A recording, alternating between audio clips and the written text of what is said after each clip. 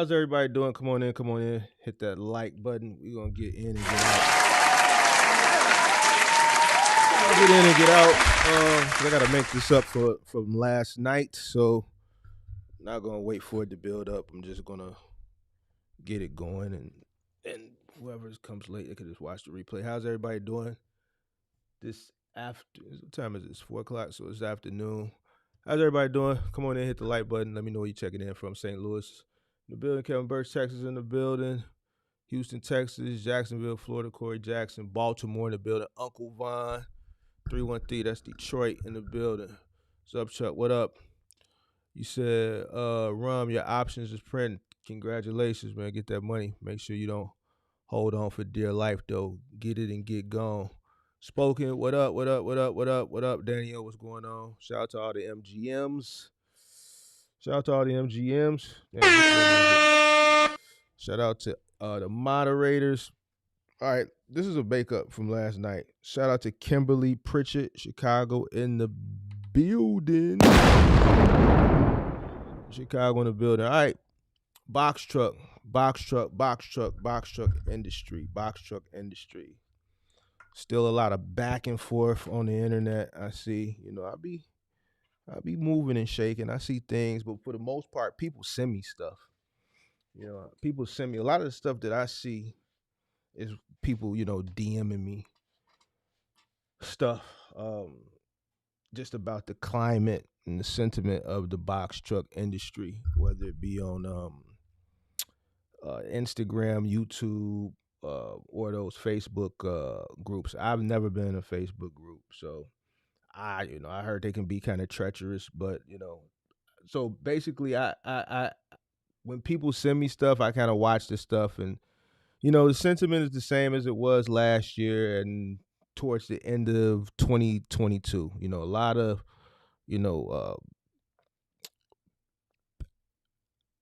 I would say unprofessional, pessimistic thoughts, unprofessional, pessimistic input that can be misleading. And the reason why I think a lot of people put a lot of that pessimistic misinformation out there that are new into the spaces because they just don't know what they're doing. All right, so is the box truck industry dead? That all depends on who you ask.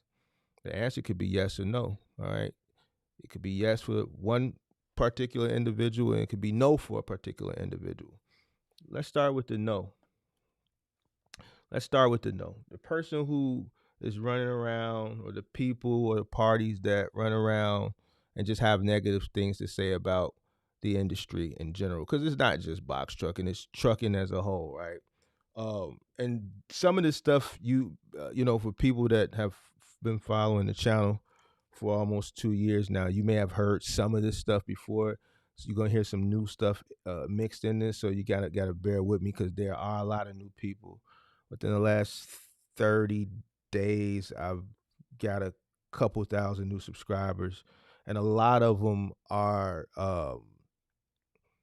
younger than the typical person who would subscribe. So the algorithm is pushing a lot of younger audience to me. And if you watch my call-in shows, you could kind of see the direction that a lot of these young people are going in. So the person that is coming into the industry, or that's saying, the box truck industry is dead, is a person that is not misinformed, but doesn't have a proper plan, or no plan at all. If you look at the show from Friday night, the first guy that came on, who was renting a truck, paying $2,500 a month for insurance, with no working capital. He's just running on the fly. If you watch that episode, I'm gonna actually clip that part out and put it into his own video. You see this week after week after week after week when I do this call-in show. And when I'm talking to these guys, when I go back and watch the replay and I look at, the facial expressions, when I'm doing it, I'm kind of caught in a moment, and I'm looking for those particular moments, you know what I'm saying? So when I go back and watch it, from the outside looking in, you know, these guys really don't have a clue. So assessing, these younger entrants that's coming into the space over these past couple of weeks, it just dawned on me the other day that box trucking, and some people are gonna get upset, some people may not, but I'm just gonna call a spade a spade. I'm gonna keep it funky with you. Box trucking is looked at as a hustle, almost like a gig. Almost like a gig. A lot of the people that are saying the box truck industry is dead, when you talk to them, no plan, no nothing. They just out here willy nilly in it, like you would do a hustle or like you would do a gig. You wake up, you see where the money is at, you try to get the money, and you try to go to where the money's at. No plan, no nothing. You just out flapping in the wind. No direction, no sense of direction. Don't know what's going on, like we saw the other day, and like I constantly put on display every single week. That's indicative of what someone who has a bunch of apps, when they just wake up in the morning or in the middle of the afternoon, or let's say they run something dedicated and then later in the evening, they cut on an app and see what's available, right? You can't really plan for an app, right? Because it's on demand work. It's going to change from day to day, from hour to hour, minute to minute. It's whatever is available based upon what consumers are buying and how much supply is available at any particular time to meet whatever the demand is that day for whatever particular apps that you have downloaded. And that's how people are looking at the box truck business right now. People are looking at it as a hustle and damn near like a gig. And this is why you have a lot of people that are not, you know, just talking trash, but are failing. There's people that do have a plan, that try to run their business the correct way, that are failing. I'm going to get into that in a minute, but for the most part, from what I've been putting on display, and that's why I like doing that call-in show, because it gives the viewer an idea of what to do and what not to do. All right, so I'm thankful that I'm able to, have the platform where people are willing to come up, and do that, because it gives the audience an idea of what to do and what not to do. Some of these stories that have been highlighted on this channel, you don't want to put yourself in some of those situations. You can kind of avoid them by listening to other people's stories. All right, so those individuals, that's why they're pushing out that sentiment, because they're not looking at it like a business. The reason why they're not setting it up and planning it, because they're too lazy to. If you're too lazy to do the research that you need to do, listen, and this just goes back to, this is for the new people. Some of the old people may have heard this before. Researching is not YouTube and Instagram solely. Yeah, you can research on YouTube, you can research on Instagram, Facebook groups, but what happens when you do that is you're going to get pulled in a lot of different directions. You're going to get pulled in a lot of different directions. You got some people that say this, but then you got other people that disagree with what they're saying you should do it this way. You got people on Instagram that's telling you, oh man, this is the greatest thing in the world. Just get your LLC, get your articles of incorporation, get your EIN, your tax ID number, get your BOC3, your UCR, go get your insurances and everything you need to do, get your authority. Download the DAT load board. It's only $39. Book you some loads, sign with a factoring company. And these guys, from what I'm seeing, especially these younger guys, they think it's just as simple as that. And they get out here in the world and they realize they in for a rude awakening. Then they have to come back to the drawing board, because see, the stuff that I'm talking, it's just too over the head. They just can't pick it up. So they take the information from the person who just gives them the basic stuff to get up and going, right? Because that person doesn't understand, the economics of, running a trucking business. They don't understand, like, a lot of the stuff that I,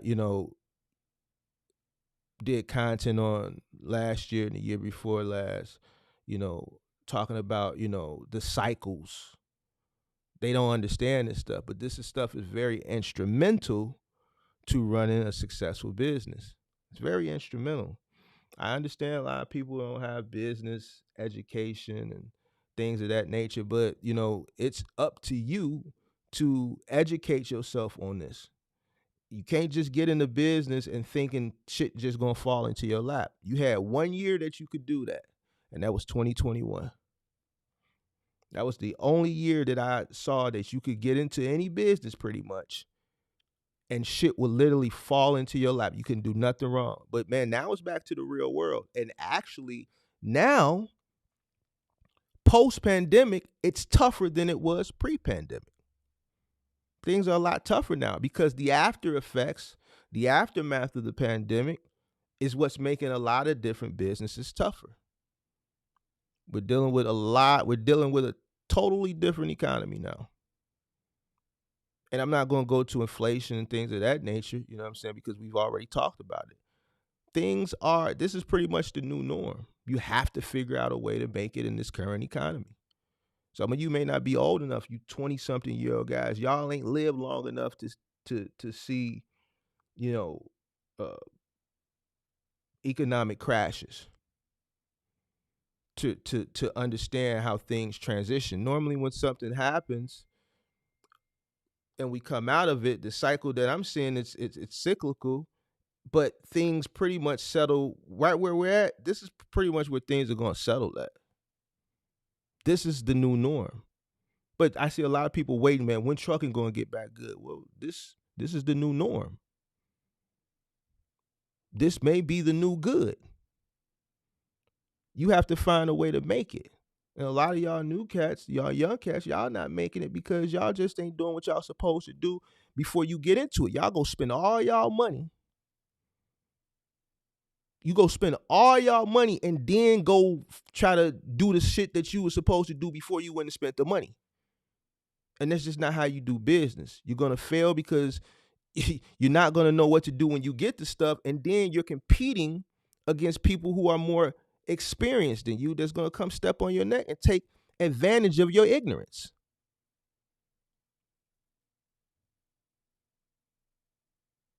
Now, to the older person who has a little bit more,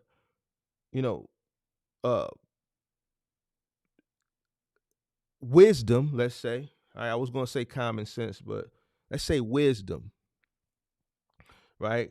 To the older person that has a little bit more wisdom, I think with the older person that runs around and says, oh, the box truck industry is trash, this, that, and the third. I think from what I see, a lot of the older people, when I say older, I'm talking about 35 and up.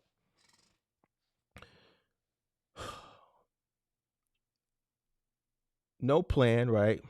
But they kind of they don't do a traditional plan, which they should. They kind of plan things out in their head. They're more apt to, and the younger people are too, try to get mentorship and coaching. They want someone to hold their hand, which is fine if you find the right person. But there is a lack of doing the proper research and planning prior.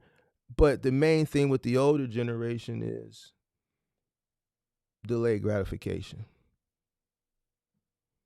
Every time I talk to somebody behind the scenes, it always leads back to lifestyle. Always. A lot of the younger people I talk to are still living at home. They just don't do what they're supposed to do initially, which is why they get into a rut after they spent their money. Like this young man we had on the call-in show last week, the 28-year-old that didn't have any working capital, is paying $2,500 for insurance and about $1,000 a week for a rental truck.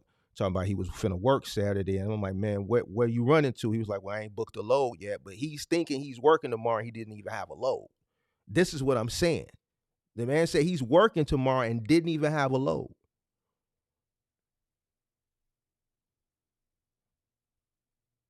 So the older generation is lifestyle because you may be coming from another career. This is something I hear a lot. Well, man, I've been on my job 15 years. I'm just burnt out. I just want to do something else. So I heard about the box truck business, and I heard, like, I had somebody reach out to me the other day, like, man, somebody said I could make $30,000 a month. I'm like, in a box truck? Not likely. It's very rare that a person is making $20,000 a month in a box truck right now. 30,000, no. because people are feeding them these pipe dreams. But then when you sit down with them and you break down the numbers and we get to, household, because the older people have kids, they have a family, they're in relationships, they have wives, they have car notes, they have mortgages. And then when I start breaking these numbers down and I say, well, how much does it cost to run your household? And then you got a household number here and you got a gross number, let's say here, but after all the expenses, you're down here. You don't even have enough to sustain the business, let alone take care of your household.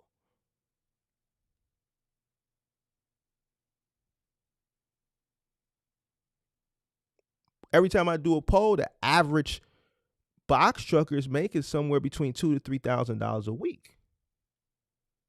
More than 50% of that is cost. An average person, household, living. I've talked to some people. Some people say 3,000 to 4,000. I'm gonna put it at 5, and I think that's very, very, very, very modest.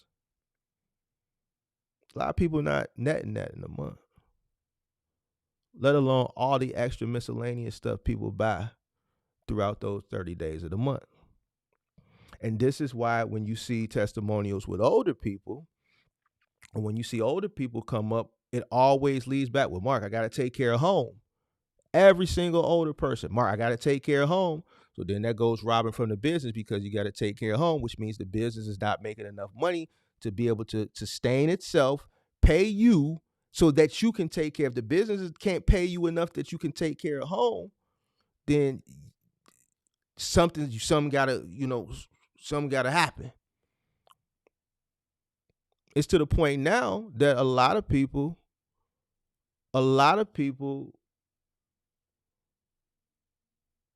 that I talk to, if you really want to make this work, especially to you guys that live in like big markets like Chicago, New York, LA,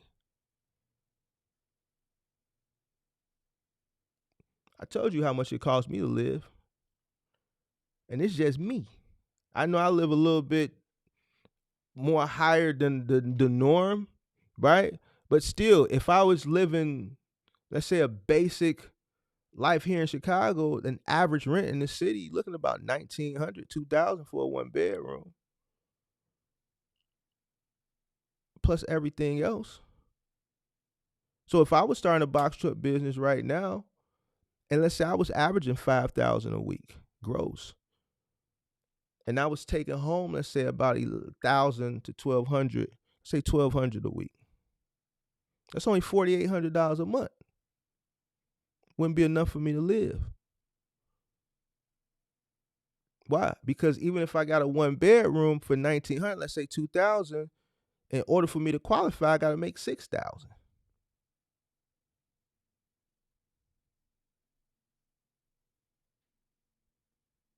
So a lot of people that live in these large markets, I'm starting to tell them, well, if you want to make the box truck business work and you find yourself robbing from the business because you got to take care of home, you need to relocate.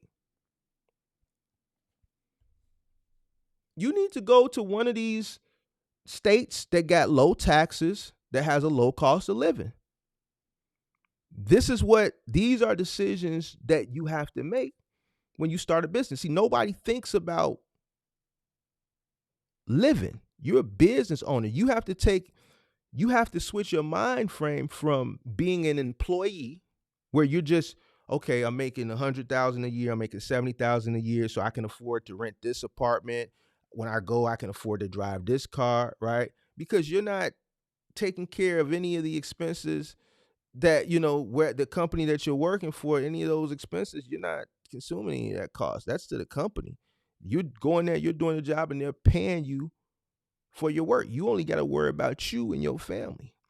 But when you start a business, and this is where a lot of people don't think, you got to understand that you got to take care of the business, and you have to make sure that the business is paying you enough that you can take care of whatever the current cost of living costs prior to you going into that business. So wherever you're at, once you're entering into that business, if it's costing you $5,000, $6,000 a month to live currently while you're starting this box truck business, then you need to seek consult or do enough research to fully understand how much you're going to be grossing on average a week per month, and how much of that on average are you going to be able to net after all expenses to be able to pay yourself and still cash flow the business, so that you'll still be able to live at the current cost of living. Now, if those numbers don't add up, then you got a decision to make. Do you still want to go into the box truck business? And if so, that means you're going to have to decrease, because you can't pay yourself enough. The business, it just is what it is. It may not pay you enough with one truck. See, a lot of people, I think, they have this whole scale, and that's another topic for another day. You know what I'm saying? But, even if that's your thought, listen, that's a couple years down the line.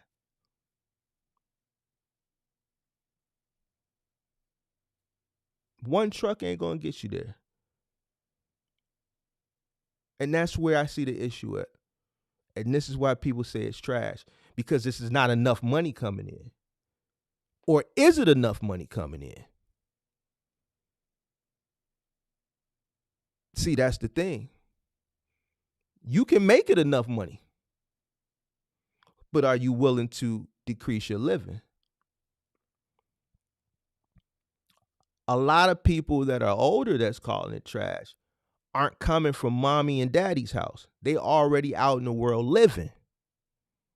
They're already out in the world living, renting an apartment or paying a mortgage. And they want to transition from, let's say, career, job, to being their own boss. And one truck just ain't going to be able to sustain, most likely, a person who's already established. And when I say already established, I mean mortgage, nice apartment or comfortable apartment. Not a person who's, still trying to work their way up. Because I talk to people that are in their 40s, that are established, been on the job 15 years, heating and cooling. I've talked to some people that work for the government. These older people, they don't see them too much in the chat. You know what I'm saying? But they hit me, behind the scenes, and I have to have the same conversation with them. Like, listen, you work for the government, you making $140,000, $150,000 a year, and after taxes, you'll be taking home more staying there than you would be getting into a box truck. Well, I'm just tired of the job. I'm burnt out. Oh, so do you want to be tired and burnt out in the black? Or do you want to be tired and burnt out possibly in the red? Because you got a mortgage, you got a 4 or 5 bedroom house, you got a Cadillac XTS. I get in their business. I have to get in their business to fully understand what's going on here. You telling me, your mortgage is this much. Well, I'll tell you that. Just with your mortgage alone, one box truck, even if you coming in at $5,000 a week, is not going to be enough money coming in to sustain the cost of living that you've built being on your job 15, 20 years. No one thinks about this part, because they hear people on Instagram and Facebook groups or wherever they YouTube saying, hey, I saw a short the other day from a box truck content. I ain't going to say who. They push, just do it. Don't be positive. Just get in. You will never know unless you do it. I don't tell people that. And I ain't here to start no shit with nobody. I'm just keeping it a buck. I don't tell people just do it. If you never know unless you do it, you got to walk it out on faith and all that. You know why? I don't tell people that? Because it's just not that simple. Because you have a guy like the other day on the call-in show that just did it, listening to positive influence, which ain't nothing wrong with positive, but then you're going to have people that's listening like, all right, I'm going to take a leap of faith, and then you go do it with no money. Then you come here, and then I got to hold you accountable in front of 127 people watching, and then a couple more thousand that watch the replay. No, don't do it. If you're not ready to do it and you don't have a plan, nor do you have the capital to do it, why do it? Because now you just went out on faith and now you just stuck.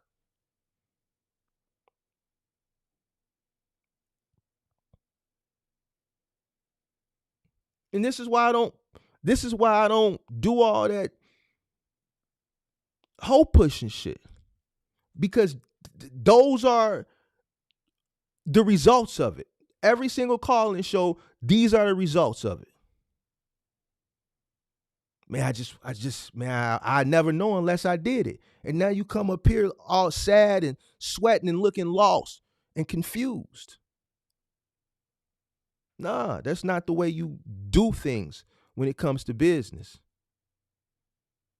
It's not how you handle things when it comes to business. You have to have a Trump type plan. Things have to be in order. So that's why a lot of the older generation that I talk to are saying it's trash because they're not doing good for this reason. It's just not enough money coming in to take care of the cost of living that they've already made for themselves. And then you have the people that haven't really made a living. They've probably been bumbling around from job to job and still trying to make it. And then this is like a hope for them. But here's the thing. This industry has changed. You wouldn't know it because you just got in. I'm telling you it's changed. Why? Because I've been in it since 2010. I've seen it change. Even though I'm retired, been retired for a little over a year, I'm still actively in it because I have to look and understand the market to be able to talk to you guys from a current standpoint.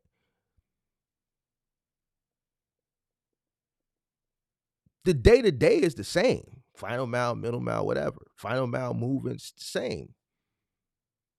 3PL logistics company, load your truck, check the freight, make sure nothing's damaged. Because once you put it on, like all the basic instrumental, the functionality, that'll never change.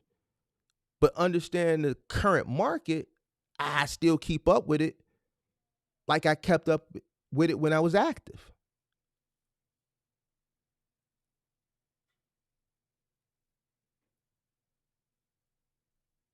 So to the people who still trying to figure out their way in life, the reason why you call it trash because you unsuccessful is because you bit off more than you could chew.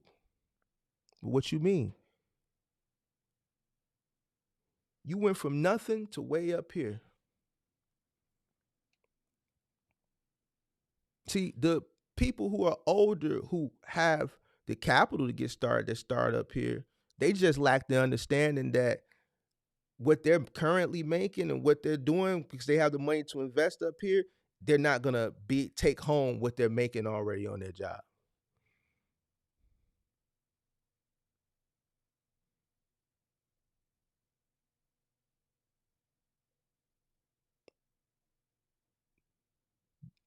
One of the main reasons a lot of people that do complain and say it's trash and it's dead is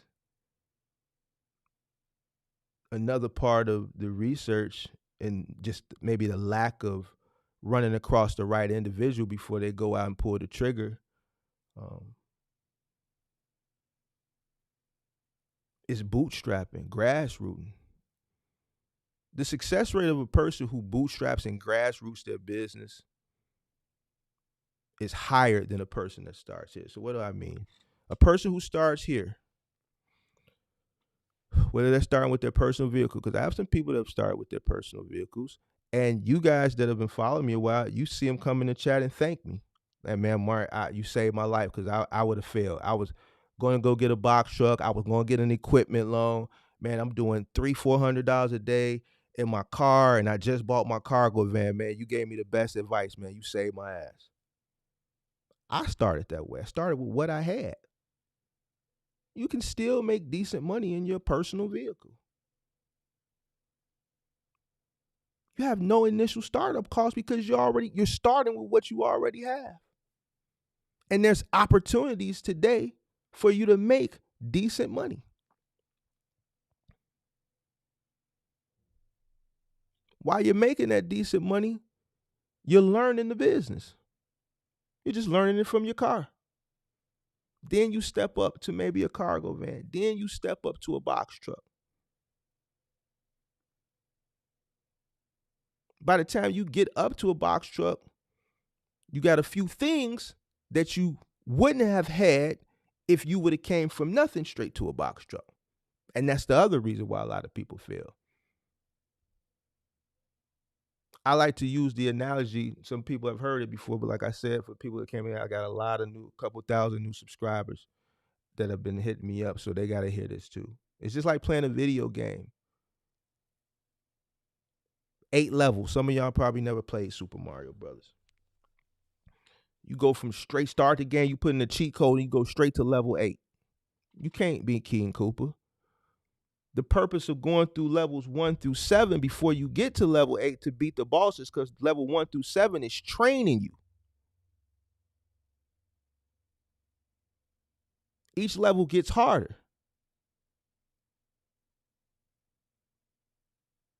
But it's training you that when you get to that top level, you have the skills and the know-how to be able to get in and have a fighting chance. See, a lot of people come straight into that 26-foot box truck and you don't stand a chance. You don't stand a chance. And this ain't that me talking. We've seen it. We've seen it on testimonials. We've seen it on the call-in show. We've seen it in random people hitting the link popping up. You want to have a fighting chance. You don't want to put yourself into a situation where you don't stand a chance. You want to have a fighting chance. And the best way to have a fighting chance is to grassroots your business and work your way from nothing to something. Everybody want to jump straight to a 26-foot box truck and lack the understanding. No business plan. Still have yet to meet one person that come up here, hit the link, want to come up here and ask me a question. It's always about scale. No business plan.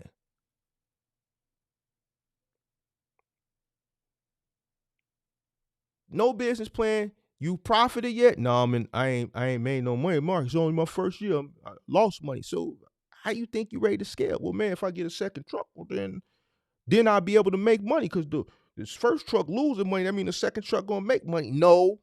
If you're losing money in the first truck, the second truck is gonna lose too, because you're just gonna duplicate what you're doing in the first truck.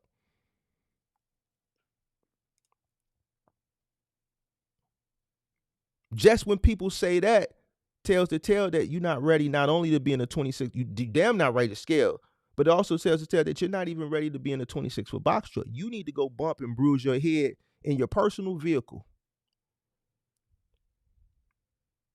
You need to go to T-Force and do some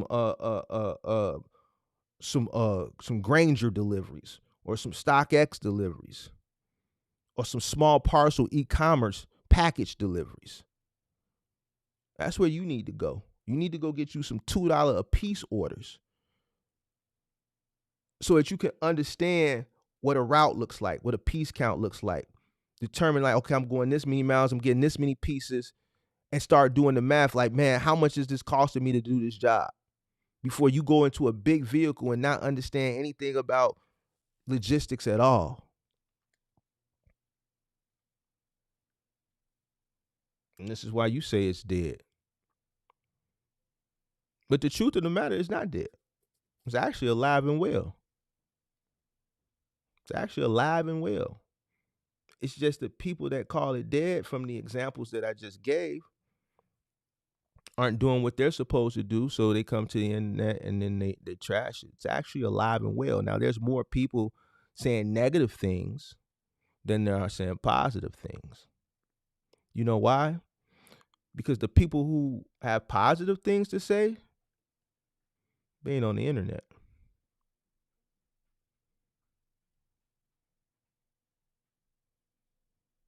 They don't have time. They may check in every once in a while. For the most part, you don't see them. I'm not saying that they aren't. They are, because I have subscribers that are. But they're too busy working.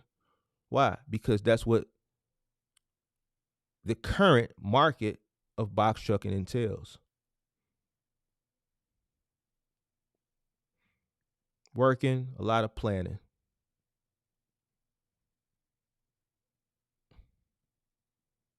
Working, a lot of planning.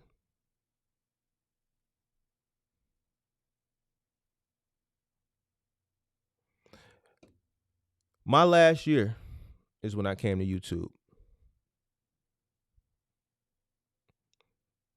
Even if I would have known a box truck community existed, I wouldn't have had time to produce content, especially 2020, 2021, and 2022, because I was forced to get back out on the truck due to the pandemic and a lack of workforce. So I wouldn't have had time.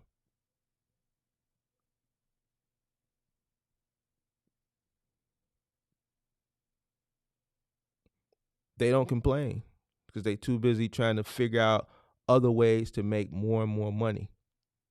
The current market entails work. Another thing,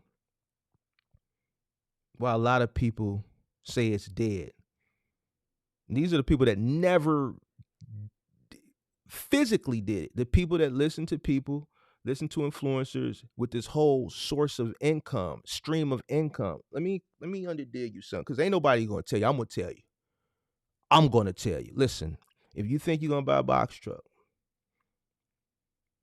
and you gonna sit your ass high and mighty somewhere and watch Days of Our Lives and All My Children or whatever it is you do during the day, and you think you're gonna, it's simple as just buying a truck, putting a driver in it, and they gonna make money and that's gonna be a stream of income, you're sadly mistaken. You're not gonna make no money. You're not. Not enough margin. Not enough margin. Over the road box trucking has become a do it yourself. Like you have to do it yourself in order to see some money. Unless you're at scale. And the only way to get at scale, you got to know what you're doing. Meaning at some point, you had to start out there yourself to fully understand the business, to know how to scale, and not only know how to scale, but how to scale successfully. In order to get to the point where you can scale successfully and remove yourself from the truck, you have to know what you're doing. Because if you don't know what you're doing, you'll never scale anyway, because you'll never get to the point of scale where you can remove yourself from the truck. You'll fail before you get to that point. One truck isn't going to take you to the promised land. You can't just go out because you heard someone say, well, you go get a truck and it's an $850 billion a year business. Yeah, it's not going anywhere. You go get you a box truck, you put you driving, book you some loads, and that's going to be passive income. No, it's not. You're going to fail. It's just not enough margin. What a lot of people don't understand is if you don't keep somebody in that seat, you ain't going to make shit. Unless you keep somebody in that seat, you ain't going to make shit. And I've been saying this since day one on YouTube. Since day one. You can go back and look at the old videos. And this is, when I was saying it then, this was on the brink of, when I came on YouTube, this was like when shit slowly started to shift. So it was like some people were feeling it, but some people were still riding that high horse.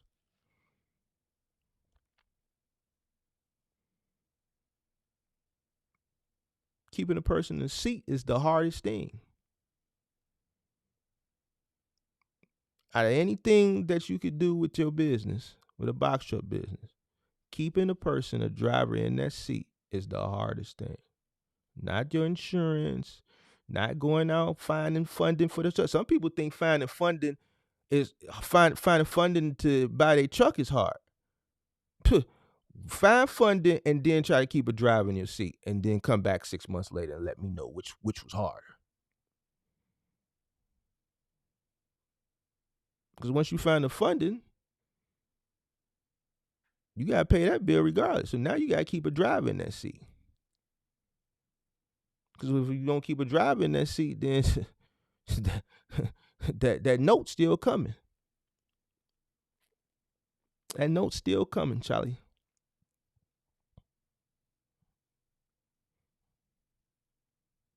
So once again, the industry is alive and well. And this may be the new norm.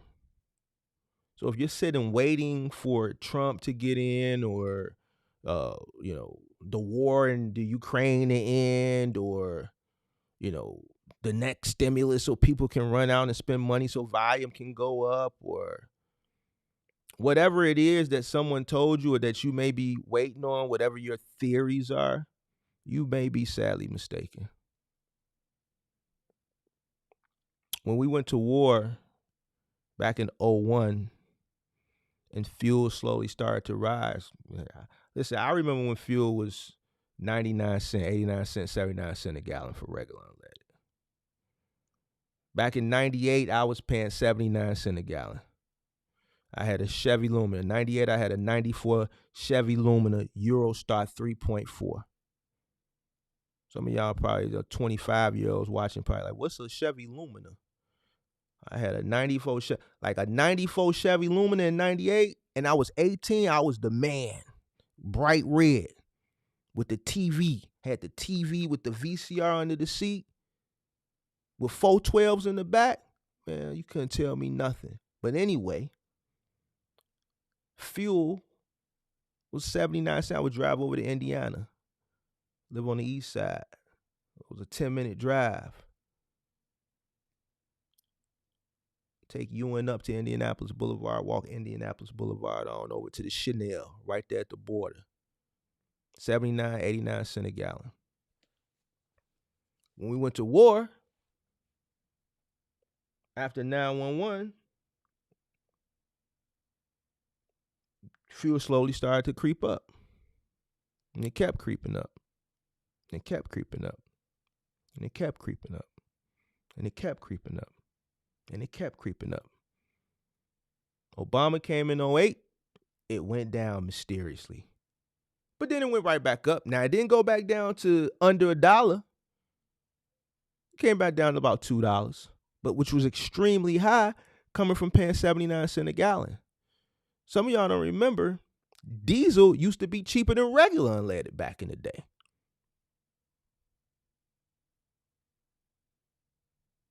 I'm telling my age now. I'm telling my age, man. Some of y'all probably looking at me like, this dude is old. Diesel was cheaper than regular unleaded? Yeah. I remember when diesel was under $1.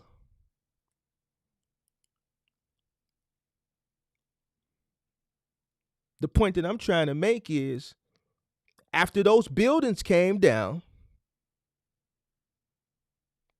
it affected the economy.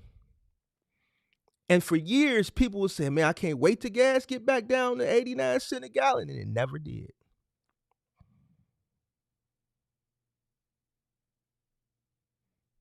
It never did.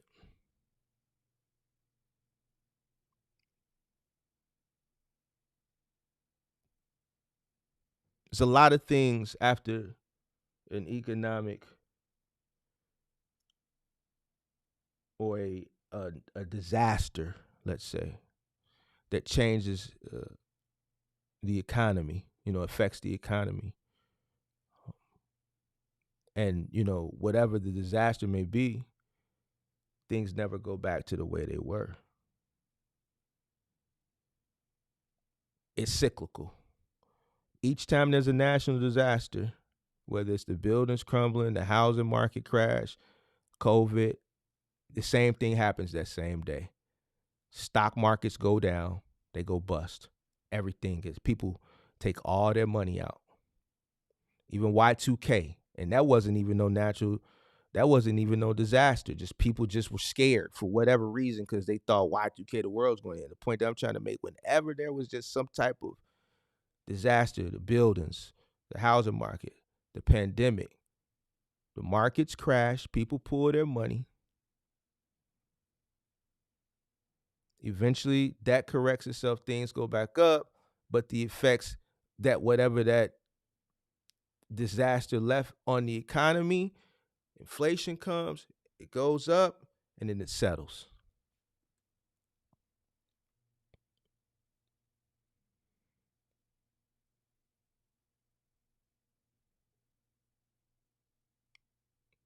If you don't believe me, do your research. Go look and see how much a loaf of bread cost back in the 50s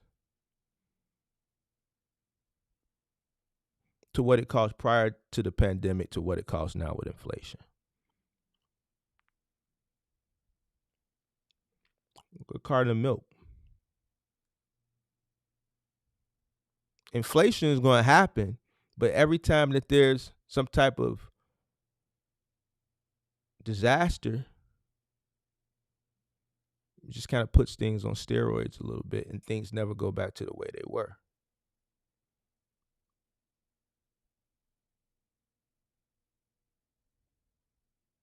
So the point that I'm trying to make is,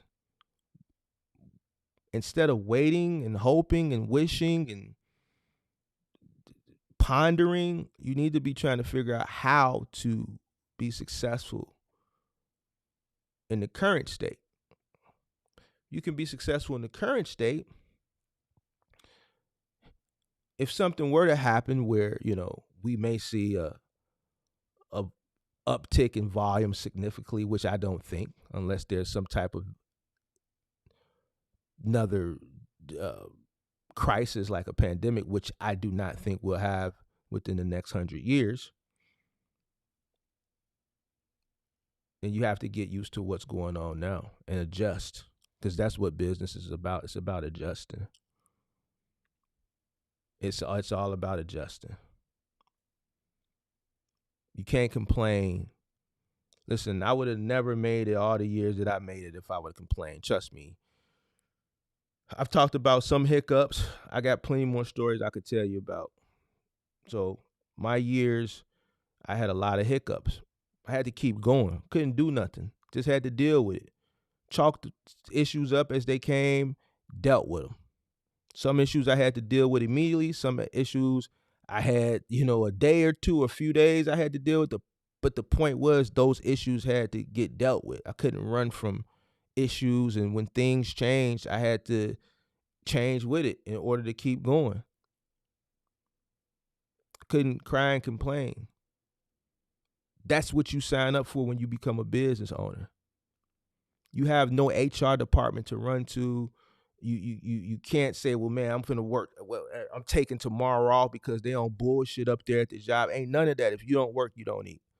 You signed up for this. No one put a gun to your head and told you got to be a business owner. And that's another issue why a lot of people call it trash, because a lot of people just ain't cut out for business. Too emotional, running business off emotion. You run a business off passion, not emotion.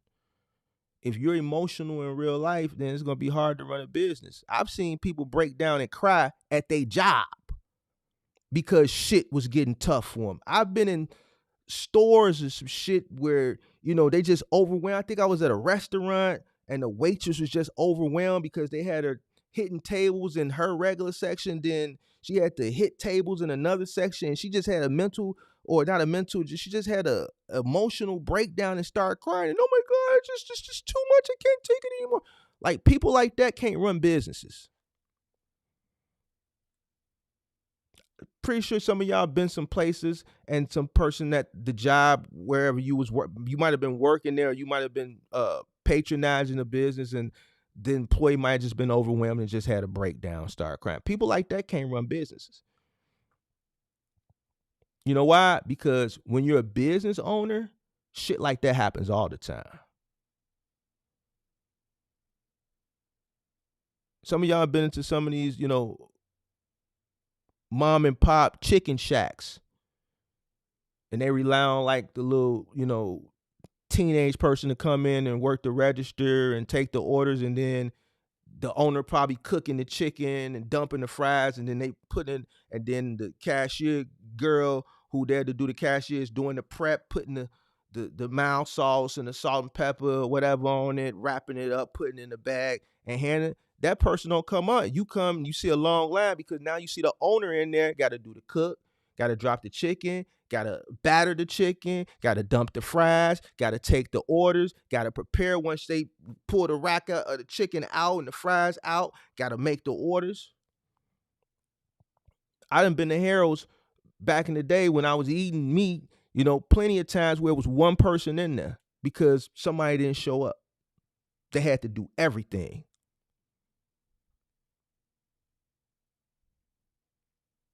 And that was the manager at that particular one. But if you're a small, upstart business, you may be the only person, the person who is emotional, that's overwhelming. That's emotional wouldn't be able to handle it. They have a breakdown. A lot of people ain't ready and cut out for this. I see that too. And then you come to the internet and you say it's dead, and it's not dead. It's not for you. Business ain't for you.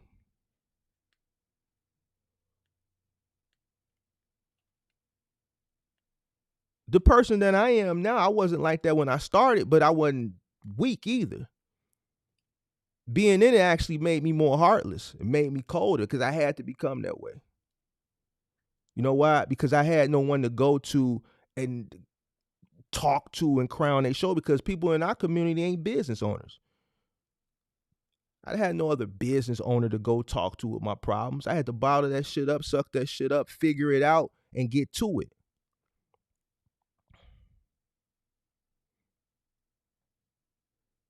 I didn't have a Mark the Mentor to go to, because this shit didn't even exist in 2010. Live streaming wasn't even existed in 2010 when I was trying to figure my way out. Live streaming didn't start till about 2015, 2016, some shit like that. Instagram had just started in 2012, 2013, and they hadn't even had video yet. This live streaming shit is still fairly new. This shit ain't even 10 years old yet. So imagine me back in 2010, 2011, 2012, 2013 trying to figure shit out on my own.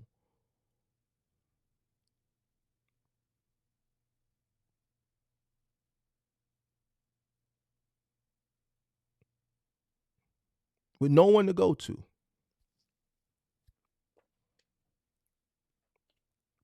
So if you're starting a business now, you're in a blessed situation. And if you're starting a business now and you're not taking advantage of the advancement in technology, as far as finding creators and influencers that have the knowledge. I get a lot of flack when I talk about that experience, but it's a fact, though. It's a fact.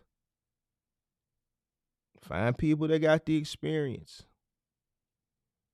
Do the research. Create the business plan.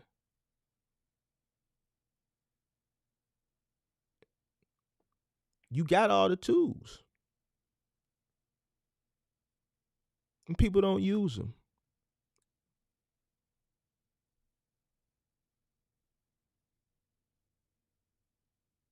People don't use them.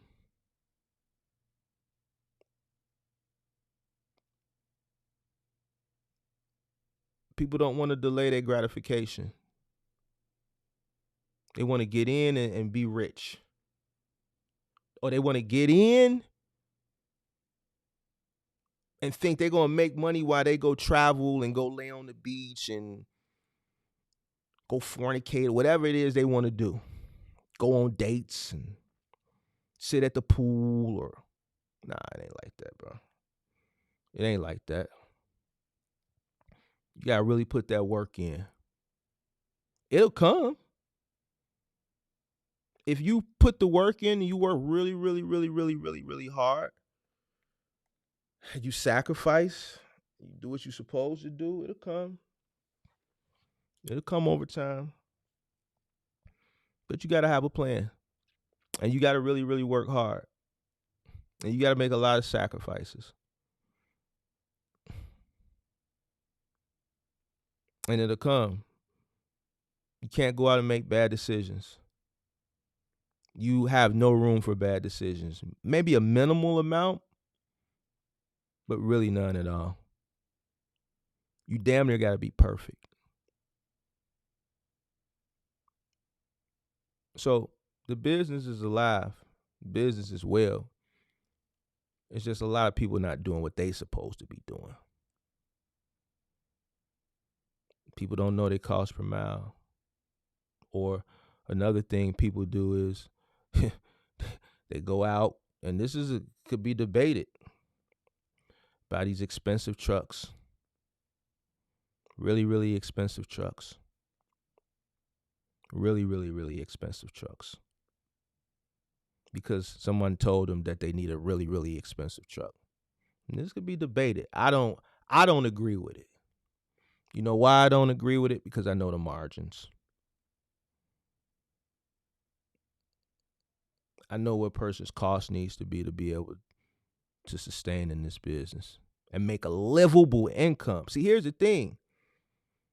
If you're not making a livable income, if you're making kibbles and bits, then you might as well put yourself in the category as the person who's not making nothing.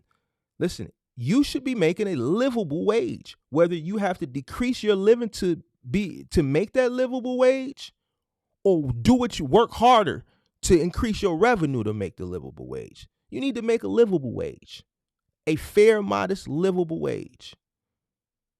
So I say I know what the margins are, and I know when people come in with these expensive trucks right out the gate, I just shake my head. But I don't want to argue. See, I'm not going to argue with nobody no more. You know why? Because every time I talk to somebody that did that shit, it always ended the way I said it was going to end.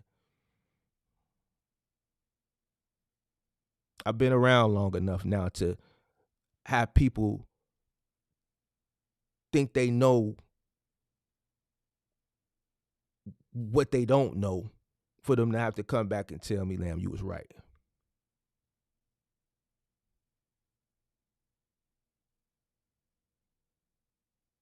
Because they was living for the moment. See, you living for the moment, that's another mistake. Because you don't know what's down the block and around the corner.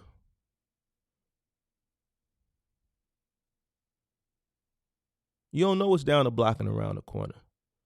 Just because you could foot it today and it's tight, it's tight, but I can foot it. It's tight though. Shit, something could happen 2-3 months down the line, change the whole economy. Now you struggling.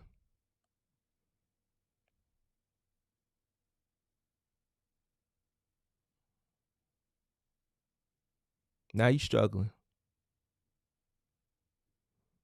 There's been things that I wanted to acquire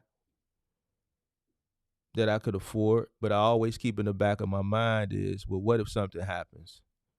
So even though I can afford to get this, I ain't gonna go way down here. I'm gonna get this. Because if the economy or something happens, or let's say I'm unable to earn, or something happens and I lose something, or I lose everything, or whatever the case may be, if I get something here, I still have a fighting chance to be able to hold on to what I have than if I jump up here just because I can afford it currently.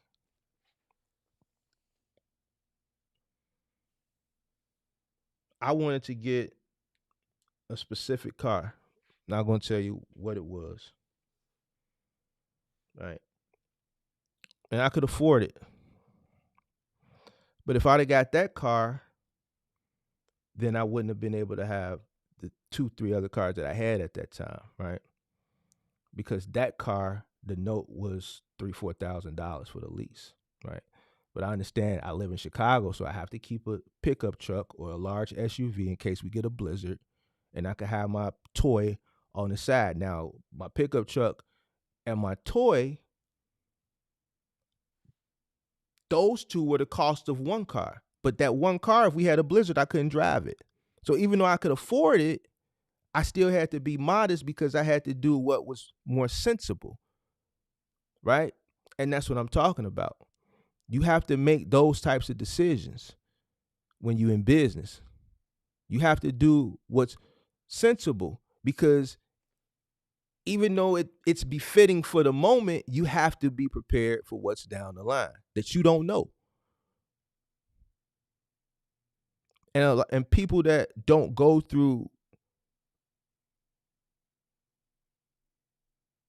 things, or haven't been through things, or haven't lost things, or don't know what it's like to, be here and then have to have a setback and then have to work their way back up. Those people don't have that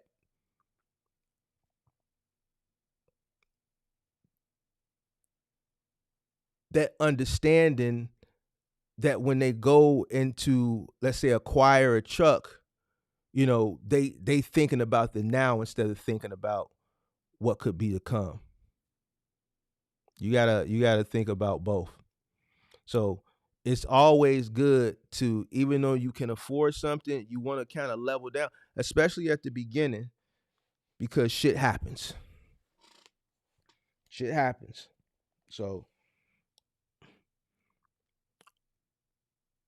yeah, the industry is alive and well. It's alive and well. I think people just need to step up they business acumen.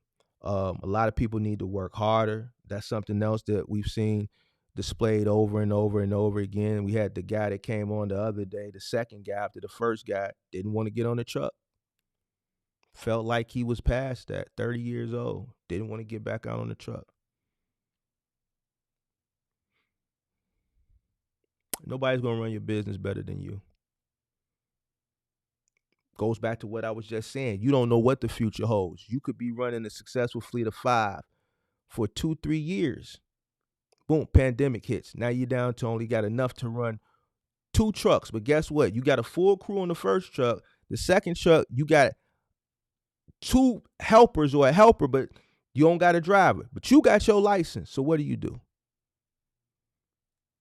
You got to get your ass back out on that truck, because I had to.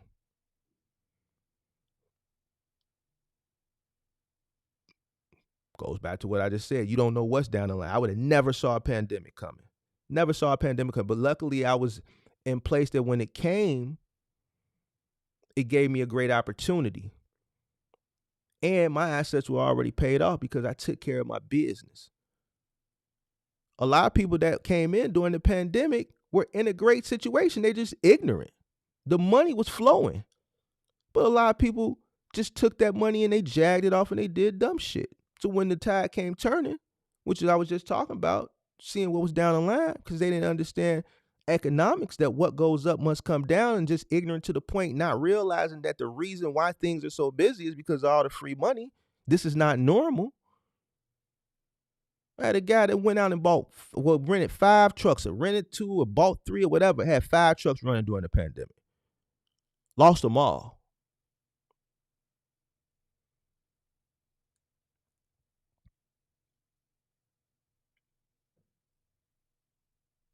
Lost them all. Jumping out the window.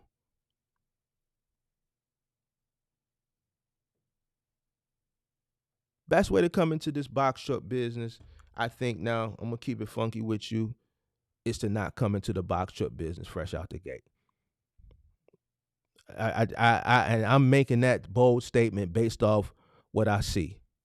What I come across on the call-in shows, what I've come across for people that hit the link. Majority of the people just don't have the understanding. This industry now, as far as box trucking, is very advanced and it's costly. It's not as inexpensive as it was just 6, 7, 8 years ago. It's not. The cost of a cargo van is what you could rent a 26-foot box truck for. And you'd get a bunch of free miles weekly. They roll over 1,500 free miles or 1,000 free miles. It's not like that anymore, and they're capping you. And insurance is sky high. And rates are the same. They're not low, they're normal. Rates are normal. Compare rates now to prior to the pandemic. You're not going to see much difference. Why people are saying the rates are low is because everything else went up. Why am I the only person that's saying this? And this is not something that you got to be smart to know. It's just obvious if you pay attention, but clearly no one pays attention to what's going on. The rates are the same. Everything else went up.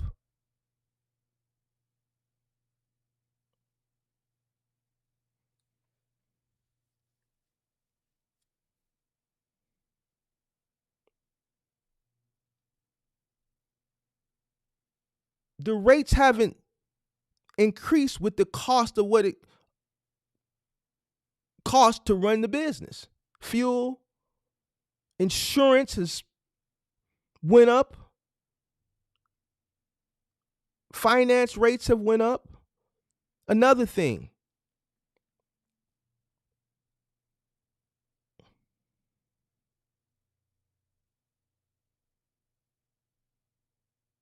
Stop making decisions out of desperation and despair. That's another reason people run to the internet and say the box truck industry is trash. You make bad decisions under duress. And you know the biggest, worst decision a lot of people make in the box truck business under duress? Purchasing a box truck. With those damn equipment loans and renting box trucks. With those bad deals and caps. Why would you rent something with a cap?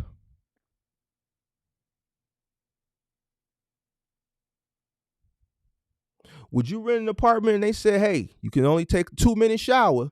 We cap the showers at 2 minutes. So when you turn the shower on, it's a timer.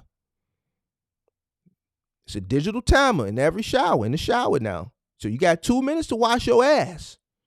I'm just letting you know, this apartment, this is how much the rent costs, but it's a 2-minute limit on the shower. So you can only take a 2-minute shower and you can only do it twice a day. Well, man, it's me and my 2 kids. Well, your 2 kids going to have to share. You going to have to take one of the showers and you have to put your 2 kids in the shower at the same time. And you have to give them a minute apiece. While you washing one, the other one rinsing. Would you rent the apartment? Probably not. So why would you rent a truck with a cap? And then say, well, man, I can only do local.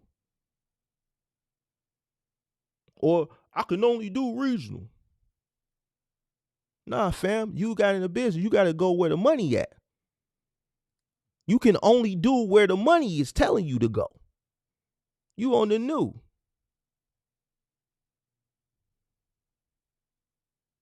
Well, I want to do OTR, but I can't because I got a mileage, so I could do local, but I'm in the middle of nowhere, so it ain't no local. So what do? I already got the truck. I don't know what to do. I got the truck. I got everything. I just can't do local because I'm in the middle of nowhere. Well, you didn't do a market analysis? What's that?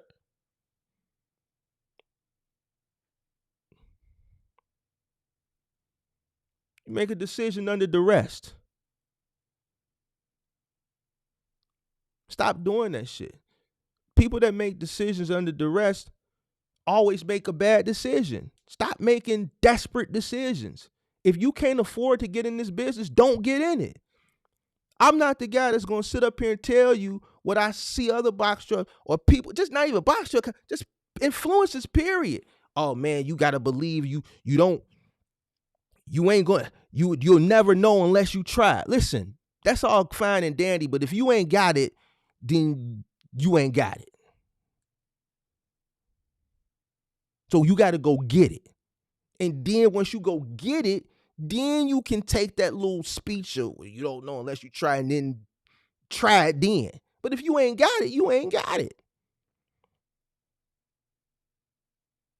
Stop making decisions under duress.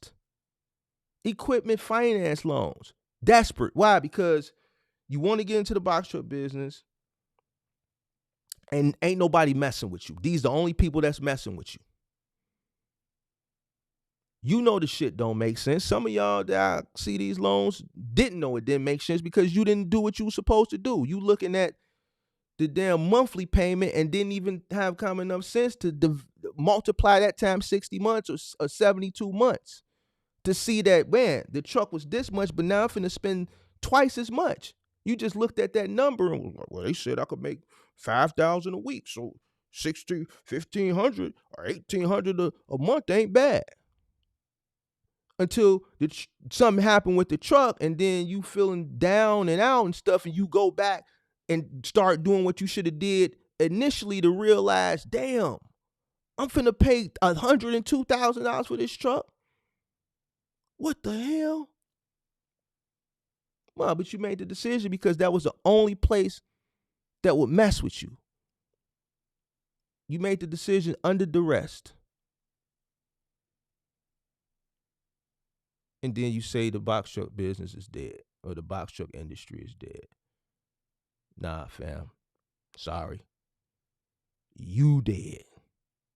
You dead in the water because of the decisions that you made. No one put a pistol and said, sign here. They finessed you. They talked good to you. They said, yeah, we got you. We here to take care of you. Yeah, we got you. Yeah, you're approved. Yeah, man. That's just our thing here at raping you funding, raping you box truck funding. We want to help people. So we work with people who have less than stellar credit or people starting new businesses. We believe that helping new business owners is the way to go, because that's part of our model. The owner of our company, this is why he started the company, because he wanted to help people, and they got you feeling all good, preying on your emotions and all that shit. That's how they get you, and you wanted the rest anyway. Man, yeah, ain't nobody, the banks ain't messing with me because I ain't been in business 2 years, and credit union ain't messing with me, and it's the only place that's messing with me, so I'm gonna have to do it. Then you do it.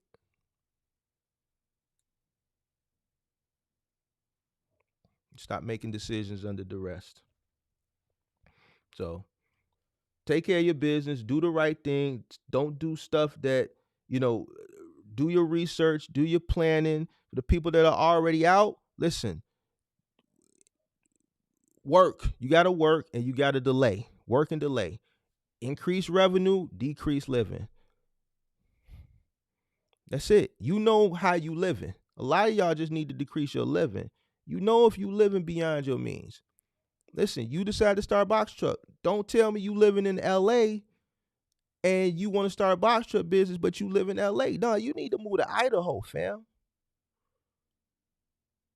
You need to move to Nebraska or something, because it's going to be hard to maintain a living, just a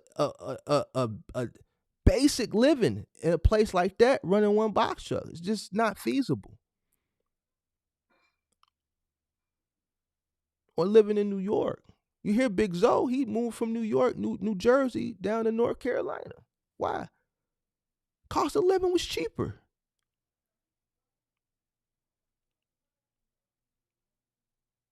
If you're going to stay in one of these big cities, New York, Chicago, LA, and run a business, you got to be something different. You got to be something different. And that's okay. But that's just an example of, if this is truly your passion and what you really want to do, you got it. Something got to give. You're going to increase your revenue. Okay, if you at the top, man, I'm making $5 a week. I'm grossing $5 a week, but it's costing me 80% to run the business. All right, I'm making the money, but the margins are small, but I'm making it. But you somewhere where your living expenses, and you may be living modest, but because of the market, modest is just still not enough. Then you might have to move. These are decisions that you got to make as a business owner.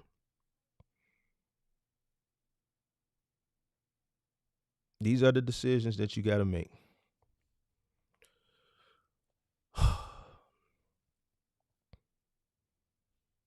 We got 90 people in here. We got 65 likes.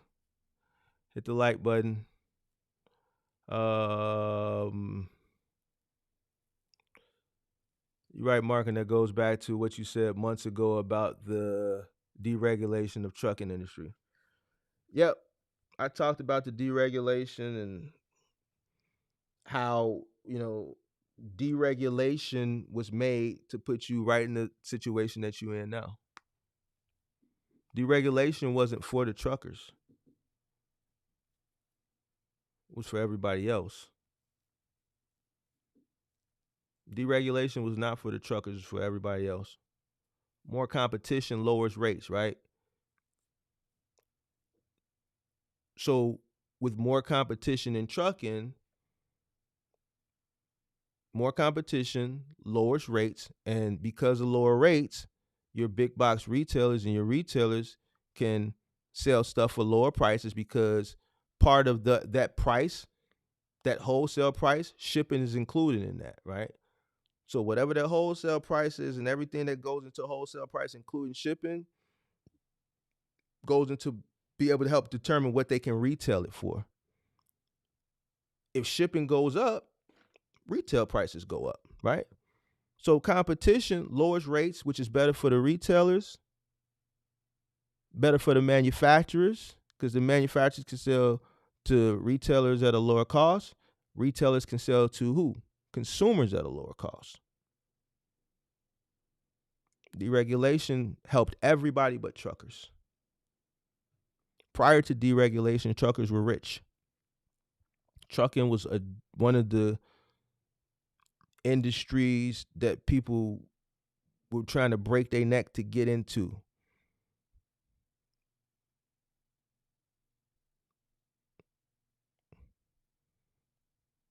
So it wasn't like how it is now. Truckers were what was equivalent to 100 grand back prior before 1980. Truckers were making that, and their cost of living was extremely low. So, and that's something that you also need to understand getting into uh, this industry as well. You need to understand how it works. Don't just research the particular lane, research the industry so you have a full understanding. Research deregulation. Understand what deregulation is.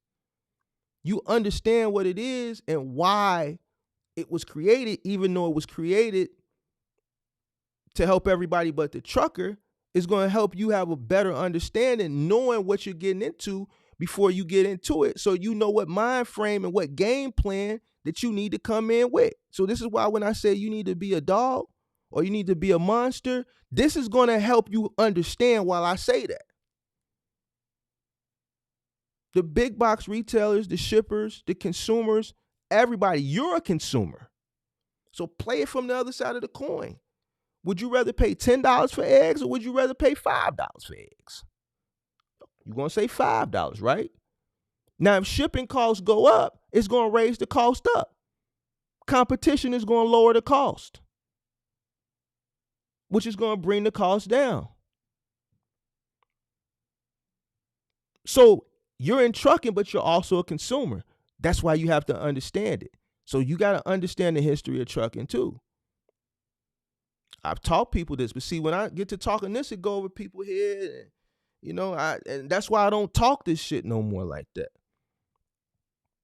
That's why I don't talk it. I insert it here and there, you know what I'm saying? But doing full live streams about like deregulation, trying to get people to understand why things are the way they are, to put you in the mind frame, or to put you in the mind frame of how you need to be, man, people don't want to hear that shit, bro. People don't want to hear it. It goes over their head, goes in one out the other, and then they get out here and they be lost. Everything is by design.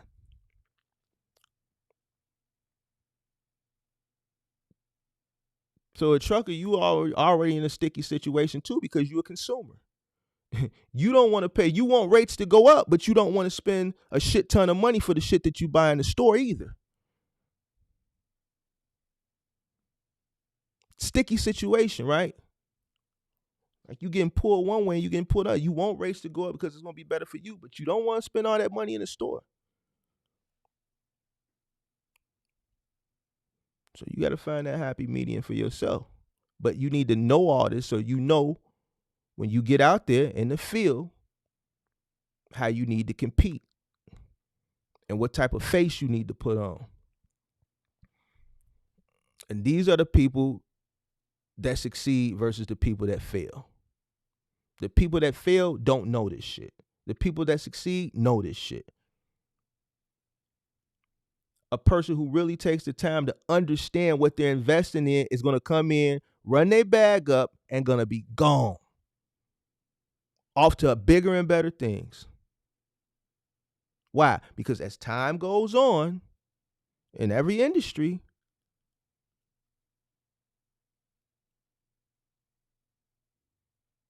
things go down. Like the early adopters always get it the best.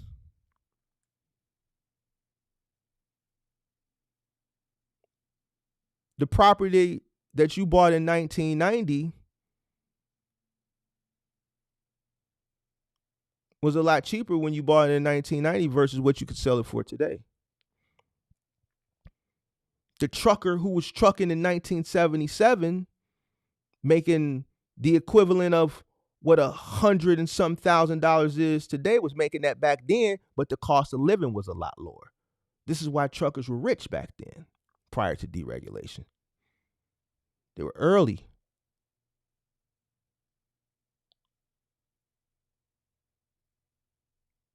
The person who buys an asset pre-IPO, when it IPOs, they make a lot of money because they were able to buy it for dirt cheap. And everybody knows on IPO day, shit runs up and the next day it tanks. That's why a lot of people sell out IPO day. They were early. They got an opportunity, which a lot of people don't get, to buy pre-IPO. They were early adopters.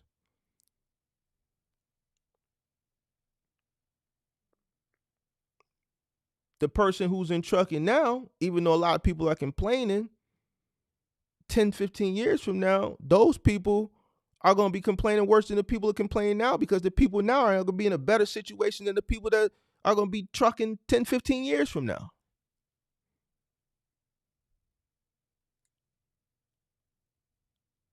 The person who worked at McDonald's 10, 15 years ago, even though they was making $4.75 an hour, and the person at McDonald's now is making $20 an hour, the person that was making $4.75 an hour 15, 20 years ago was a better situation than a person making $20 an hour now, because the cost of living is high and $20 an hour ain't shit.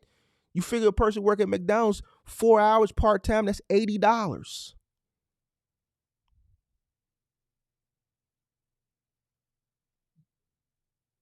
$80 don't take you as far today as it took you 15 years ago. That $4.75 an hour back then took that person farther than this $20 an hour today.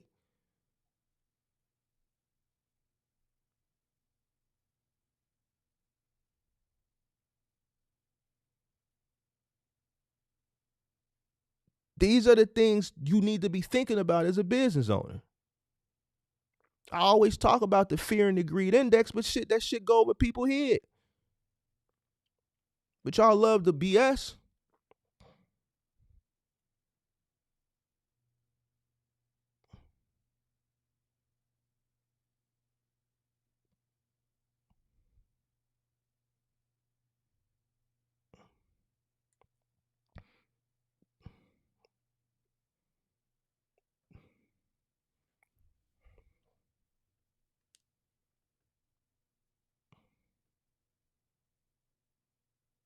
I believe people are extremely confused and has no idea what they are doing. They fall in the wrong type of content creators.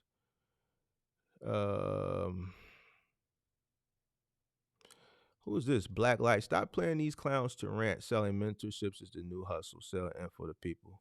This must be a new person. I'm surprised Pippi didn't block him, because I don't sell mentorships. So I don't. You see anything listed for sale on here? You see anything listed for sale? You see any banners? You see anything listed for sale? Have I said make sure you tap in? Have I mentioned anything? I haven't even said hit the like button. These people come in. Hey, Pippi, when these people come in that's not used to the channel, inform them. And if they still want to talk crazy without doing their due diligence, just block them. Just block them. Because who's ranting? Who's ranting? This wasn't a rant. This is education. We talking about deregulation and all type of shit. Who's ranting? See, now that's a typical person who came in and who failed. They came in, they paid $20,000 during the pandemic for a mentorship. Let me welcome you to the channel, because I'm the type of dude, I'll bring you smoke. Matter of fact, if you're still here, I'm gonna drop the linkage for you so that you can come up and you can substantiate that shit that you're saying in the chat face to face, and we can have a dialogue, because I ain't had a good debate in a minute. So I need to get this exercise in real quick. I need to get this exercise in. Come and substantiate to me where I'm selling anything, a mentorship and ranting, because this has been all education. So if you still here. If not, I'm sorry somebody took you for a ride, Charlie. but it wasn't me. Um,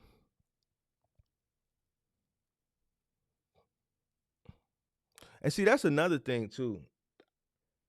Shit like that to certain individuals, when you got people out here that are really helping people, you see shit like that make you be like, man, you know what, skip that. I ain't gotta do this. I'm finna get off in a minute anyway because I got reservations. Uh, but shit like that'll make a person because a person come in not knowing what the hell going on, just say some dumb shit.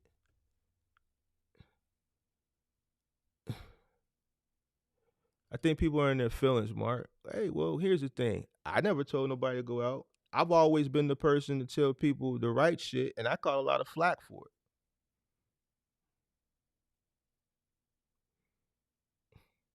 It's people that tell me today, Mark, he ain't even in a truck. He shouldn't be telling people shit.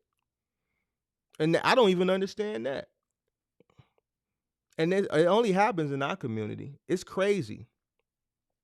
I was watching um another content creator, black content creator, and then I watched the reaction to that content creator. And I'm actually going to do a live stream about, you know, being black on YouTube. Probably going to do it this week. I'm going to do a live stream about being black on YouTube. Because people say things to me like, okay, so all my years of being in the business, because I'm not in the business anymore, I'm retired. I shouldn't be talking about box truck content because I'm not active. That's the dumbest shit in the world. You see retired police officers, they go do consulting, security consulting when they retire. My mother, she mentors teachers. She talks to teachers that are young still that she knew from the last school she was at that still call and ask her for advice on curriculum. Why? Because she's tenured. You see people that are in other industries when they retire, they mentor and they coach and they consult younger people in that industry that they were in. No flack, no issue. But in our community, oh, he ain't even in the truck. He can't tell me nothing.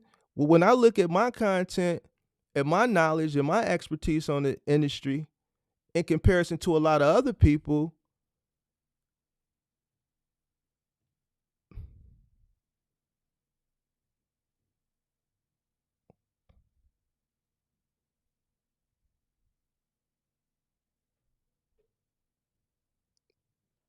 so years of experience don't account for anything once you step away. That's the most ignorant shit I ever heard. But I don't hear that from white people. I only hear it from niggas. Dumb niggas shit. Now I'm ranting. This now to the guy, this is a rant. This is what you call a rant. See, think about me, I keep it funky with you. This is a rant. But this is a rant that people need to hear. Not one time do I ever ask for anybody for shit. I don't ask for no super chats. I don't ask for shit. But people will say dumb shit like that. Oh, he ain't even in the truck no more.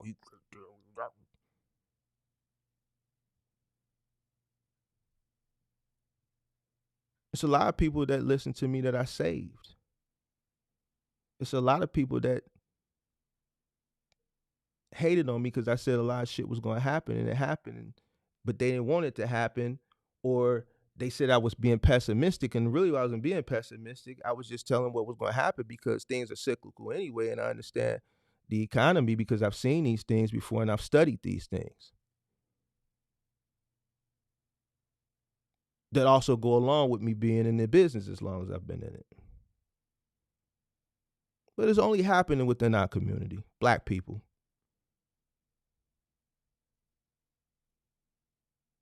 But I don't let that deter me. I still come on because it's a few people that do take the information.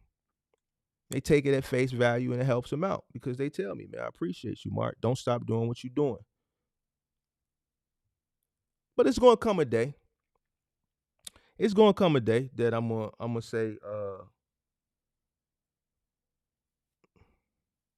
black people need to do better.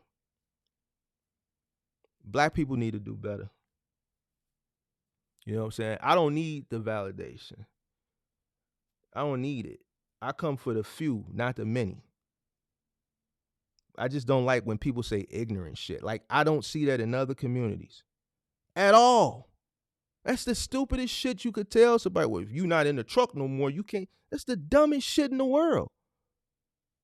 So tenure doesn't qualify to educate. Tenure is what's going to keep you from making a dumb decision.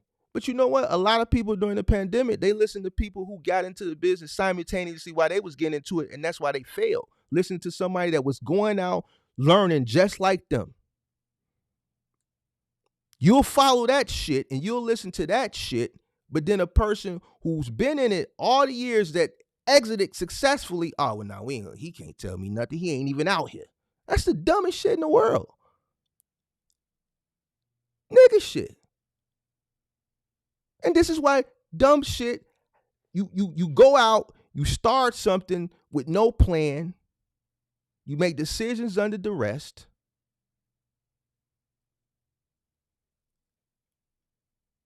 You don't want to do the work.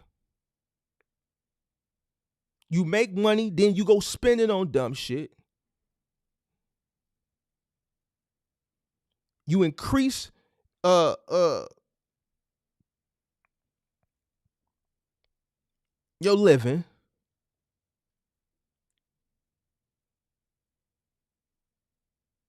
Just dumb shit.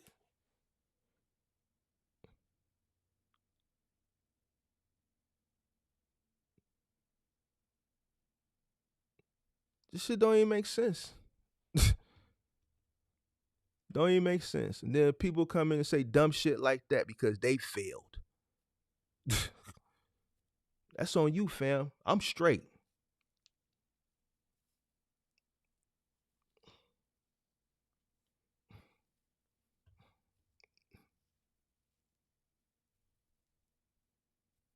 Laurie, you gotta watch it from the beginning. I talked about it. No, it's not dead. It ain't dead.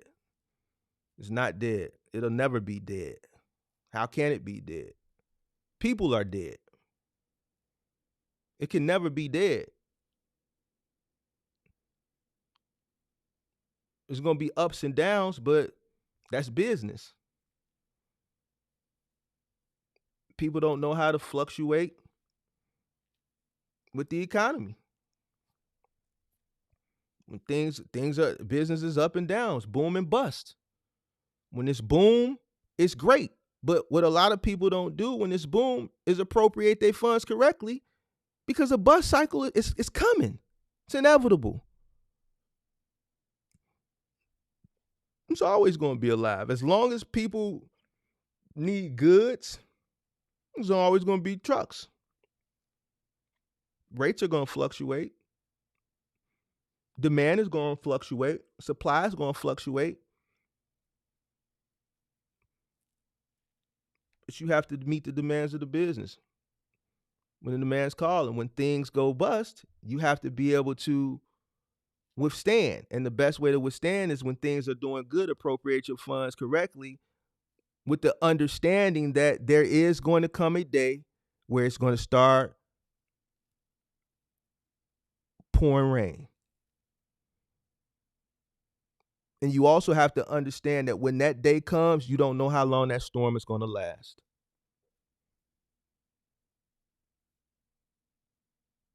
Before the sun comes back out to shine again. So the business, the trucking business is always going to be alive. And it's always going to be well. Even when you think it's in a downturn, it's still alive and well. You know why? Because someone is still able to be out there when, let's say, a portion of the supply that's out in the market may be having a tough time. There's going to always be people that are still going to be able to profit. And those are the people that are the smart people in the business. You want to be one of those people. You don't want to be like the guy who came in here ranting and complaining because he failed, because he bought a $20,000 mentorship from the old man or one of them guys during the pandemic and got sold a dream, like how Playboy Cardi did Aiden Ross the other day went over there for 5 minutes, collected $2 million, and didn't even interact with people, said 2 words. See how he finessed him? That's how a lot of people got finessed. You don't want to be those type of people. You don't want to be like Aiden Ross, paying somebody $2 million, and as soon as he come in, you give him the bag of money. No, let him work first. Let him work for about an hour, then you hand them the money. A lot of people finesse themselves. Aiden Ross finessed himself. I would have never gave that man the money. But this is a good parallel. This is a great parallel. Matter of fact, that man got finessed twice in 1 week.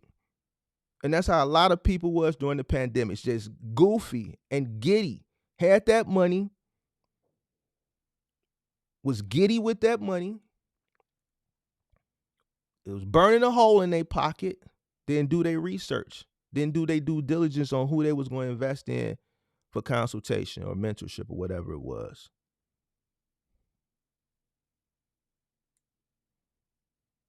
And got no value after it was all said and done with complaining and upset. But you had no... The only person that you should have been upset with was yourself.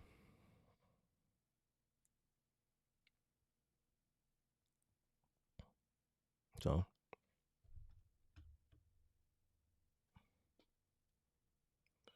what do you suggest when you have downtime if you run into that problem? Which problem? What problem are you talking about?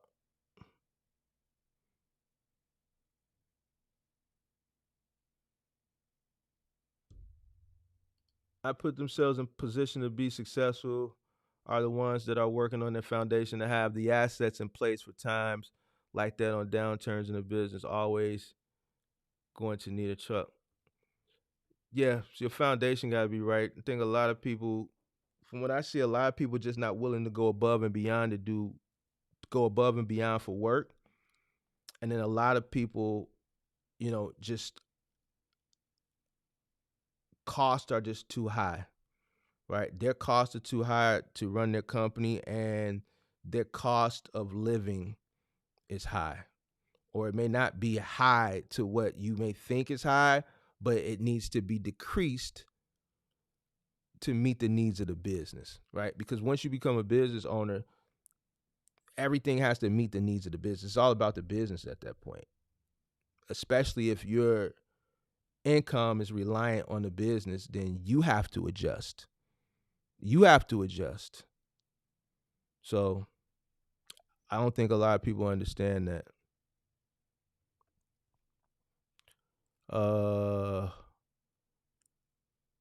Trey said, I definitely learned a lot from you, bro. Appreciate you. Are there specific months of downtime? Yeah, usually the first quarter is down, especially January, February. February back in the day used to be okay because of tax season, but taxes are distributed different now. Like back in the day, people already had their taxes. They'll go to Jackson Hewitt, get that loan, pay that little percentage. Jackson Hewitt loaning the money. So people would already be bought. Like February back in the day, February would be like December all over again in the black community. In the black community, I'm keeping it a buck with you. February in the hood was like Christmas time all over again. But you really don't see that no more because taxes ain't being distributed like they were used to. I think the government is still chasing down PPP people. They taking time with auditing, I think, a lot of people's taxes now. So everybody just ain't getting that shit back rapid and paying that rapid shit and getting it right back no more. So you really don't see a lot of temp tags. Like in the hood, back in the day, prior to the pandemic, man, February, man, you ain't see none but temp tags. Everybody had them a new vessel. You don't see that no more. Things are different now. So, and that's another thing. Even with my moving company, we did more black moves in February than we did the other 11 months combined. It's like February was, because that's when people got their money. They got that lump sum of money. So they was able to pay first, last, and security deposit and buy furniture. This is tenure. See, you wouldn't know that unless you've been in the business that long. See, this is tenure. This is experience telling you that. This is experience telling you the way things were and how they transitioned. But I shouldn't be talking about this because I ain't active no more. I'm just a retired guy who's living a life. And since I'm not active, I shouldn't be talking about this shit. So let me see. The real question: I'm a Native American tribal member. I'm working with entrepreneur funding. Anyone have any information? We're working with these grants and federal funds. You said you're a tribal member. What are you trying to do?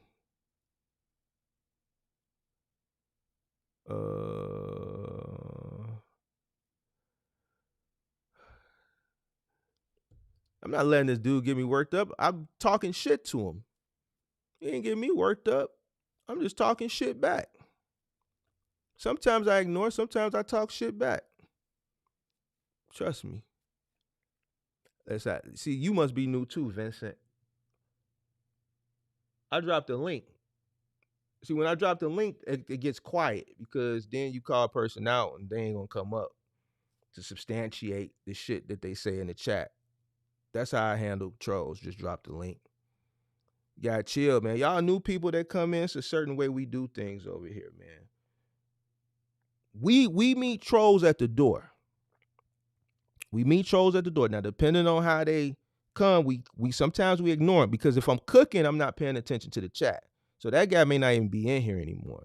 But if I catch it, depending on how I'm feeling, I may call him out and drop the link because I like to put a face with the words, right? Because I understand that a lot of these people are in their basement. They're in their basement. They're sitting at a little bitty computer or an iPad with a little keyboard attached in they drawers in they mama's basement talking shit. Okay. So I want to just be able to substantiate who's talking shit in the chat. And then I want to see what's the background looking like. I want to see what the background looking like. I want to see if they, you know what I'm saying? Because most of these people don't got a pot to piss in or want to throw it out of. And that's why they come into the chat upset and angry because shit ain't going well for them. So I dropped the link so that when they come up here, I could let them say what they need to say, and then I can hold them accountable. But whenever I drop the link, they never come and just gets mute. So it's not worked up, man. It's actually exercise, Vincent. It's exercise. It keeps me sharp. It keeps me sharp.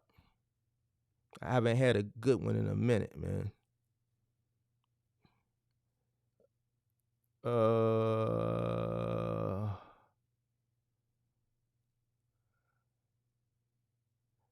Pippi says like telling a grandparent they can't give advice since their children are gone. Listen, Pippi, trust me. When I see people say that shit is just it's I don't understand it. I really don't. I don't. But I'm gonna talk about it. I'm gonna talk about what it's like being black on YouTube. I'm gonna talk about what it's like being black on YouTube. It's different from the other ethnicities. I tell you that much.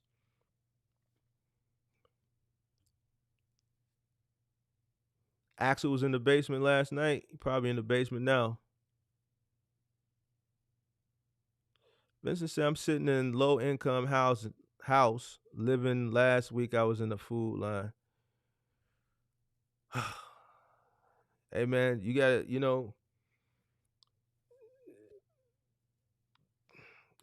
listen, ain't nothing wrong with that, man. Actually, that's good motivation. I think your situation is a good starting point, right? Right? Because you got all the motivation that you need to go up. You got all the motivation you need to go up. See, you in a better situation, believe it or not. You in a better situation than a lot of other people start. A lot of other people start coming from careers, or they start with a little capital, or they got a little something going on for them. They may be a little bit more better off, and those are the people that are comfortable. People who have their back against the wall, who come from really, really, really, really humble beginnings, more times than not outperform people who start off in a better situation. So I wouldn't let that, I would use that as motivation.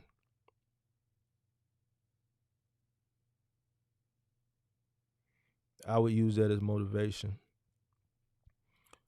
Shout out to Interstate Screw. You said, man, I'm late again. Why I ain't getting notified? Man, they've been doing that with a lot. It's some creators that I follow that I don't get the notifications. I don't. It's some with YouTube. I say you might have to delete it, the app, and reinstall it or something. I don't know, man. I don't know. I don't know, man. Said strip clubs were packed in February. Yep, strip clubs used to be packed in February. A lot of stuff has changed. That goes back to what I was saying earlier. Things change over time. Anytime there's some type of economic collapse or some type of big, you know, event, you know what I'm saying? Things change. The economy shifts. So I mean, just look at all the crime that's going on right now. All the crime and the theft that's going on because people are hurting. You got layoffs coming. Remember, I told y'all the process that was going to happen. I said layoffs was coming next. Now you seeing all the layoffs coming. All this stuff is cyclical. It happens the same way every time. It happens the same way every time. And shit really gonna get critical. This probably finna be one of the most weirdest elections America has ever seen ever. They really trying to, this is gonna be a weird election. Then you got this migrant shit going on, and they finding that, it's stuff to that. They done found a secret room in the Atlanta airport with a bunch of migrants. They hiding, and they had a U.S. uh uh a U.S. Troop or U.S. Army person guarding the door. They got them hiding in there. They smuggling them in. Listen, it's a play. It's a play going on right under our noses. It's a play happening. We just don't know why. It's a lot of stuff going on. And guess what? We in for a big major event. Some coming up. I feel it. I don't know what it is. I pray that it's not something too detrimental. But if you've been living long enough, you can start feeling shit. Something is happening. And I don't know what it is, but depending on what it could be, it could affect the economy again. So you have to be mindful. You got to be mindful. You know what I'm saying? But we do got this election. That's something we do know that's coming up. And as it gets closer to, election time, you're going to see people stop spending money. So it happens every time.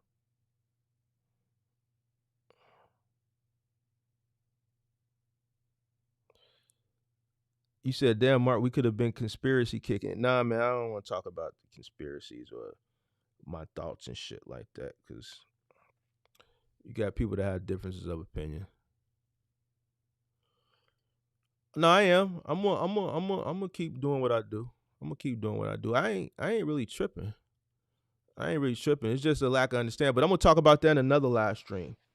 I'm gonna focus that on that, so that people can just maybe just stop saying certain things. You know what I'm saying? Because I look at it like this: help is help. Everybody,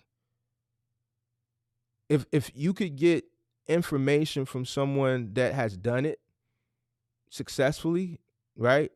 And get that experience and kind of consume that information and do it as you may, then I think that's a good tool to have. You know what I'm saying? I think it's a good tool to have. Now, it just, baffles me why people say just ignorant shit. It just, I don't get it. When you watch all the time, you see me come up here. Not one time has anybody ever seen me ask for anything. You see me come up here, give information. From time to time, I may talk my shit, but it's for, um, it's for good reasons. You dig what I'm saying? And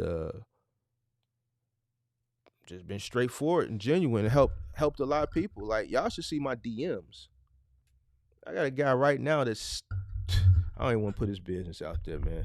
But yeah, like, so it's just not on YouTube. Like, I get it in the DMs and Facebook messages. I try to help as many people as I can. You know what I'm saying? So hopefully I can get his $1,000 to St. Jude's. If The other party, you know, fulfills their part of the obligation. Listen, me helping ain't really no issue. God has blessed me tremendously.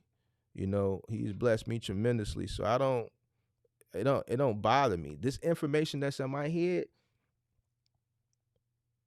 I don't care about giving it out. You know, I don't care about giving it out. You dig what I'm saying? And then after almost being on YouTube 2 years, even with me giving out, a lot of people don't take it and apply it. No way. They don't take it and apply it. It's like almost like a book.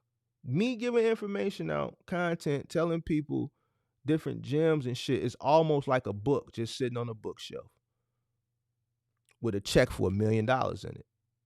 Person ain't gonna never pick the book up. Person give you a book and say, read this book. This book is gonna give you everything you need to get your business started the right way. Whole time it's a check for $1 million in there. Person never read the book. Prime example why a lot of people fail. They never started with a plan. They didn't do what they were supposed to do. They just jumped out in the water. Jumped out in the deep end and never stepped foot in the shallow. Same situation.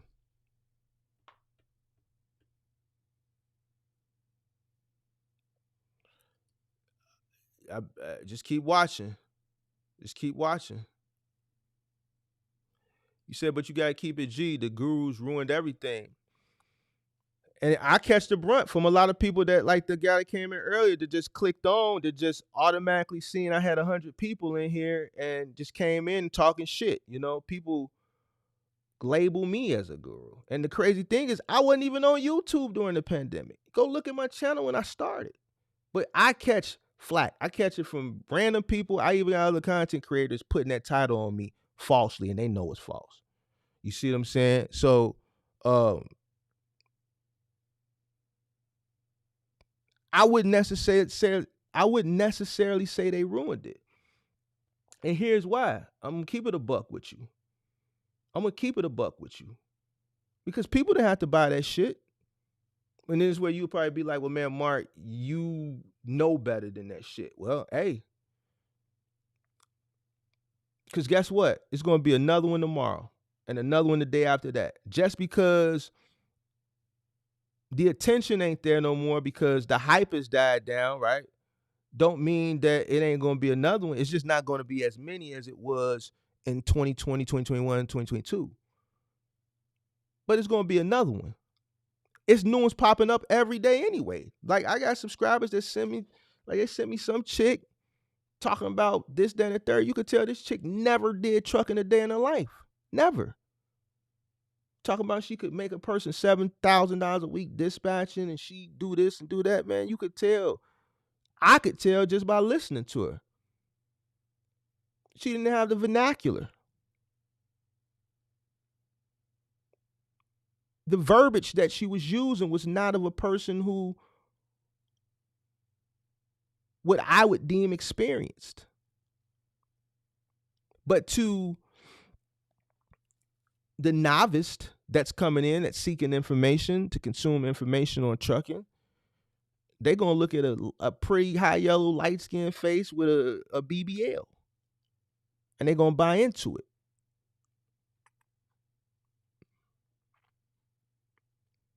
So the point I'm trying to make is, yeah and no, because the individual still has to hold themselves responsible for what they bought into. You got to do your due diligence.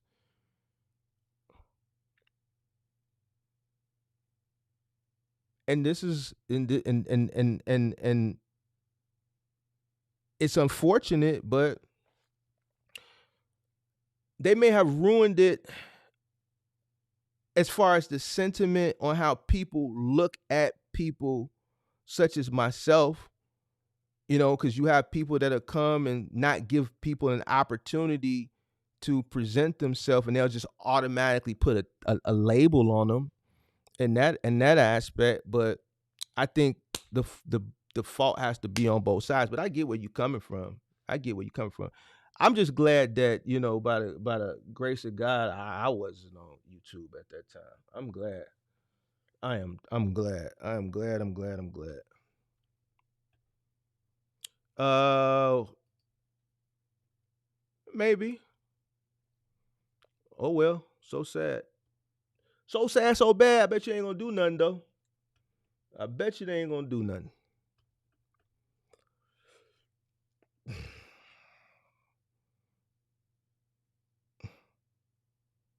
Yeah, so listen, listen, listen. She was selling dispatch courses. She was selling dispatch courses and something else. I remember the dispatch courses. Dispatch courses, and I think she was doing consultations. Somebody sent me that recently. Um you said 2024 is the last year of the gurus. Everybody peeping what's going on now. I think this is going to be the year. I mean, the way the year started out with the Cat Williams and the Stephen A. Smiths and everybody else that's been going back and forth and uh, calling people out. I think the way that year started is the way it's how it's going to go. So I think that's just the way it's going to go. So, we even seen it in this space. I think whatever the trend is, that's what people going to do. Even if whether it's valid or if it's not valid, that's just what people going to do. So, it is what it is. Certain things you can, play into, certain things you just ignore. Uh, the people who want information, they're going to come to the people that they can consume information that's going to be beneficial for what they got going on. The people who want bullshit, they're going to go to the bullshit. Right now, I only see two people in this space that's putting out content consistently that's valuable, right? That's valuable consistently,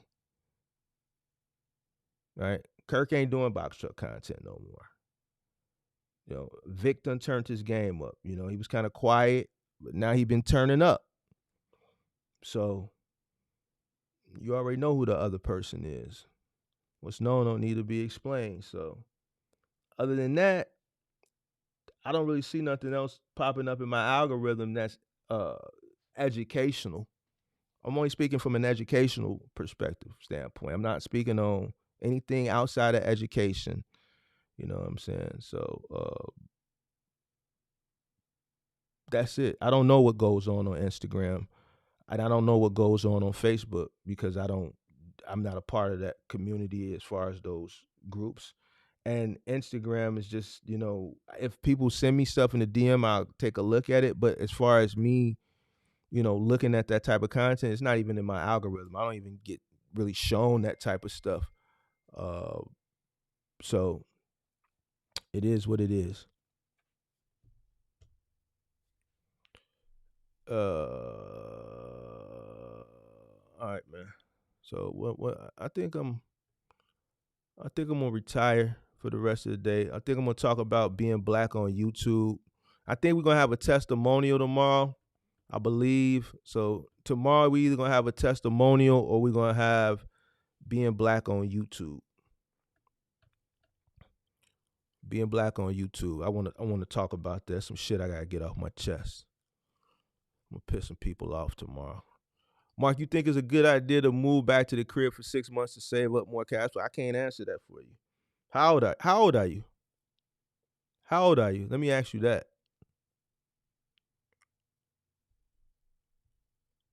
Have I heard anything more about Amazon Nutrition to own box trucks? Nothing other than the fact that they keep bringing more trucks in. So the trucks that they ordered like 3 years ago, they've been still delivering them. So as far as the transition, I mean, to me, what's known don't need to be explained. I mean, you see what's going on. And I can honestly tell you that what they're doing right now, they've done this twice before with DSP and AFP. So they're just doing the same thing over again. Are they fully going to transition it out? Who knows? They won't tell you, just like they didn't tell the DSP people. Once they built it up, the people who didn't transition over or who they didn't offer the opportunity to transition over, they let them go. So I can't really tell but I can tell you that they're going to continue to build out their fleet to the point where majority of that middle mile overnight relay stuff or whatever it is going to be kept within house DSP and micromanaged. It's just a more efficient system that way. So 29, you live alone, or you got like a BM or a wife or something like that, any kids? If you single and you live alone, yeah, go back to the crib. I don't know why you left. To be honest with you, go back to the crib. The best thing, I think I told this story before. My OG, like everything I got to get to where I got was grassroots. I started with my pickup truck, right? My OG didn't give me no money. She didn't give me no money. I did everything. But I look at her allowing me to stay at home and not charging me for anything as an investment. I think that was the greatest investment she could have ever did, because it allowed me to build and figure things out and not have to worry about paying to live. And I could reinvest all my money that came in back into the business. That was the greatest gift, you know, or greatest investment she ever did. The only thing I had to pay was I only had a cell phone bill. My pickup truck was paid off at that point already. So yes, you know, if I were out in the world at that time and had you know, bills, rent, or whatever, I don't know if I would ever made it to where I made it to. It would have been very difficult. It would have been very, you know what? I was making a lot of money, man. I was making a lot of money. Yeah, I would have been able to sustain. But initially, you know, just the stress of having it, things are a little bit different now. So I think, yeah, moving back home, if you're single, no kids, I think that would be a way to go. That would save you a lot of money, so that you could save that money and reinvest it back into your business, and or build up a nice, decent little nest egg. You know what I'm saying? Going forward. I mean, if you don't have no kids, you're not married, yeah, stay there as long as you can. Stay there as long as you can. You know, Mark, be careful with the next topic. It's going to be a lot of heat and more beef. Sensitivity is going to be high as hell, brother. You got my support. I think the next topic, you talking about being black? No, it's going to be just my experience on what I see from being a black creator on YouTube, and what I see from myself, and what I see from other black creators in comparison to what I see from other ethnicities. It's my reality, what I deal with in comparison to what I see. It's similar to what I see other creators deal with. I follow creators that was following them when they started, and they got damn near 100,000 subscribers. There was a guy I was following in 2022 that had less than 10,000 subscribers. He almost at 100,000 subscribers now. And when I go look in his comment section, it's full of hate. And the only thing this dude do is tell the truth. And people don't like to hear it. He's not, you know, he's a little bit more aggressive and doesn't really care, but everything he's telling is the truth. I know it's the truth because I'm intelligent. But you have other people that denounce it because it's not something that they want to hear, or it's telling, you know, it's holding them accountable for the dumb shit that they do.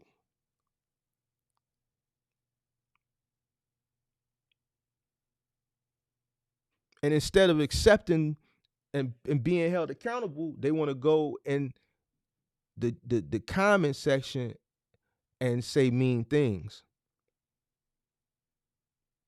Or let's say we put it on a bigger platform. Let's say Anton Daniels will say shit. Kevin Samuels would say a lot of shit. Kevin Samuels a little bit rougher with it, but a lot of shit he was saying was true. Anton Daniels will say shit. A lot of the stuff he say is true. But every now and then you get a person that come in and, you know, like what he would call a step baby daddy or some shit like that, that's in their feelings. Because they want these things in life, but because of the decisions that they made, they're unable to reach certain heights or get to certain things because they got shit holding them back because of the dumb decisions that they made. So instead of just being held accountable and trying to figure things out so that they can do better, they just rather say dumb shit.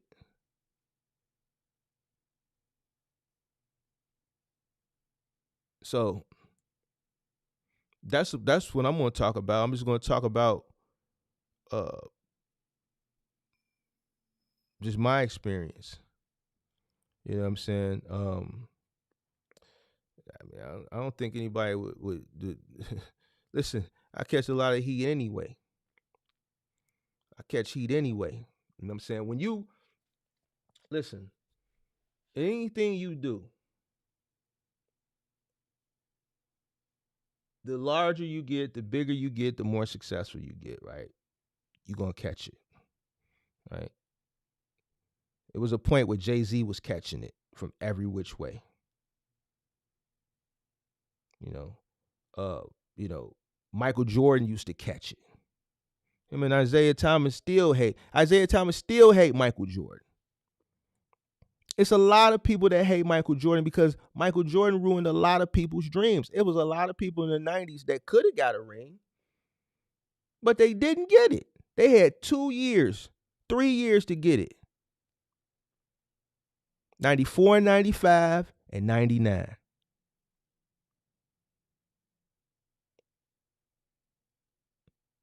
Every other year in the 90s was ours. We controlled the 90s. And Mike crushed a lot of dreams. He crushed Magic's dream. He crushed Charles Barkley in 92. He crushed Clyde Drexler in 93. He crushed Karl Malone in 97, 98. Crushed Gary Payton and Sean Kemp.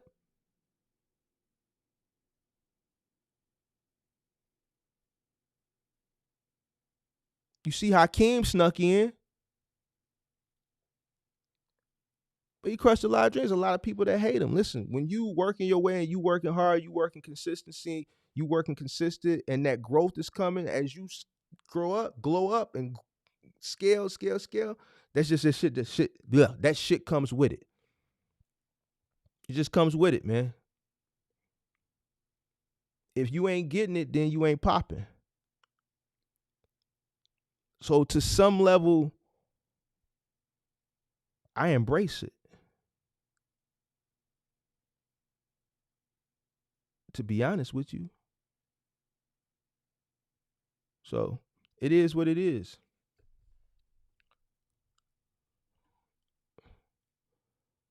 Yeah, buddy. Back at it. Move back to the crib, man. I would do it. Mike G said white box truck content creators exist. I don't know. You could be the first one. I think it was one. I think it's some guy named Ant or so. I saw some other guy, but I think that other guy's an Arab. But I think it's a guy named Ant. I think I seen. I think he's white. Uh, they changed the rules for who? They changed the rules for who? Who for Mike? Oh man, you must be from Detroit. Brown Goat, you must be from Detroit. You gotta be from Detroit. Brown Goat, where you from? Where you from, Brown Goat? I bet you it's Detroit. If it ain't Detroit, I'll be surprised.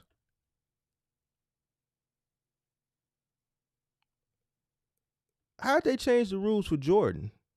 I already knew it. Only Detroit people hate on. Listen, the rivalry between Detroit and Chicago when it comes to the basketball, I already knew he was from Michigan. I already knew it because only people from Michigan, when Jordan's name comes up, says shit like that. Listen. We're gonna get back to box truck content, but listen. Isaiah had his turn, man. Isaiah had his turn. And this is Isaiah from the crib. Isaiah from Chicago. He from the west side. Isaiah from the west side of Chicago. Right? But here's the thing. He had his run. It was over with. 91, it was our turn. We had to take that. It's over with. And he acted like a bitch. To this day, he's still acting like a bitch. That shit was way old, and he's still crying and complaining about it.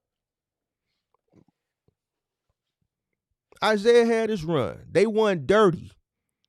Isaiah won his rings dirty. Him, Rick Mahorn. We could talk about it. Bill Laimbeer, Dennis Rodman. You want to talk about it? You want to talk about how dirty Bill Laimbeer was? Rick Mahorn? Mike earned that. When he beat them, he earned that because every time he came to the hole, they was beating him up. Every time they came to the hole, he was beating them up. Come on, man. Y'all Michigan cats. Anton, like all y'all up there in Michigan, y'all just hate it when it comes to that 91 Bulls. Y'all gotta let that go, man. That's over, man. That's 3 decades ago, man. Y'all gotta let that go, man. Jordan didn't beat. See, everybody from Michigan, Detroit, man. Y'all just hate Jordan, man. It's only Michigan. Who? Let me see. He said he didn't beat nobody in their prime. So he beat Charles Barkley in 92. He beat Clyde Drexler in 93. That was their prime because they came in damn near the same time. Mike was in his prime. So he beat Barkley in 92. He beat Drexler in 93. Sean Kemp was in his prime in 96. Karl Malone was in his prime in 97, 98. So who he didn't beat? He beat Shaq and them in the playoffs to get to who he didn't beat? Come on now. He didn't beat Magic. He did beat Magic. He beat Magic in 91. Magic wasn't in his prime, but he beat him. He didn't beat Bird and Kareem. He beat Magic in 91. All right. He didn't beat Bird. He didn't beat Bird. He didn't beat Kareem. He had just came into the league. He was trying to figure things out. You can't hold that against him. These guys was already in the league. They got all the calls. They played very dirty. Mike didn't know how to play the game yet. He didn't know how to play it on an NBA level yet. He was coming from college. He didn't know that the NBA, they're going to be bowing them and kicking them in the nuts and all that shit. He had to figure it out. He had to strengthen up, hit the gym in the off season. He got injured. He came back and mastered that fade away. Come on, man. Y'all up in Michigan, y'all got to let that go, man. Y'all hold on. Anton Daniels be on his show just shitting on Chicago because we ruined his childhood. Tell Anton, chill out, because Detroit ain't all that great. Y'all got y'all issues up there in Detroit, but y'all can't continue to hold over our head that we ruined y'all childhood, man. Y'all got to let that go. It's not our fault. Y'all had 89 and 90. Y'all won. But y'all got to let that go. The 90s was ours, man. It was ours. We ran the 90s, man. Y'all had y'all 2 years, man. Y'all beat people up and won. But the 90s was ours, man. I'm sorry, man. I'm sorry your childhood got ruined. I'm sorry your childhood got ruined. Then we had to add insult to injury because them Jordans just kept coming out. 91, them sixes was out. So not only did we beat you in some sixes. So not only did we come through and beat you every year, we came through in fresh mics and did it. I'm sorry. Trust me. I know how you feel, man.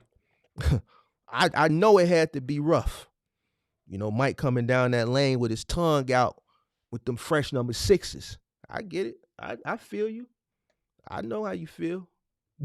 I know how you feel. What's up, Manny Fresh? What's going on?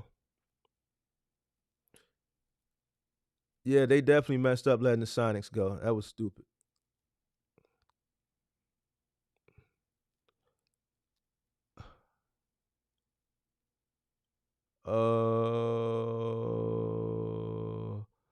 Well, Shaq got us when Jordan came back that first year, '95, in the playoffs. Him and Nick Anderson and Penny. Uh, so I love Mike. He's the go, but when it's about business, he's an asshole. Mike is just an asshole. Period. Business, whatever. Mike is just an asshole. If you ever run across Mike, just don't even speak to him. He's an asshole. Mike will hurt your feelings. He'll crush your dreams, especially if you grew up watching him and shit, and you see him, and you just expect him to nod you, shake your hand, give you a fist pound or something. He'll say something real ignorant, like, man, what he told Chameleon, man, I don't take pictures with no niggas.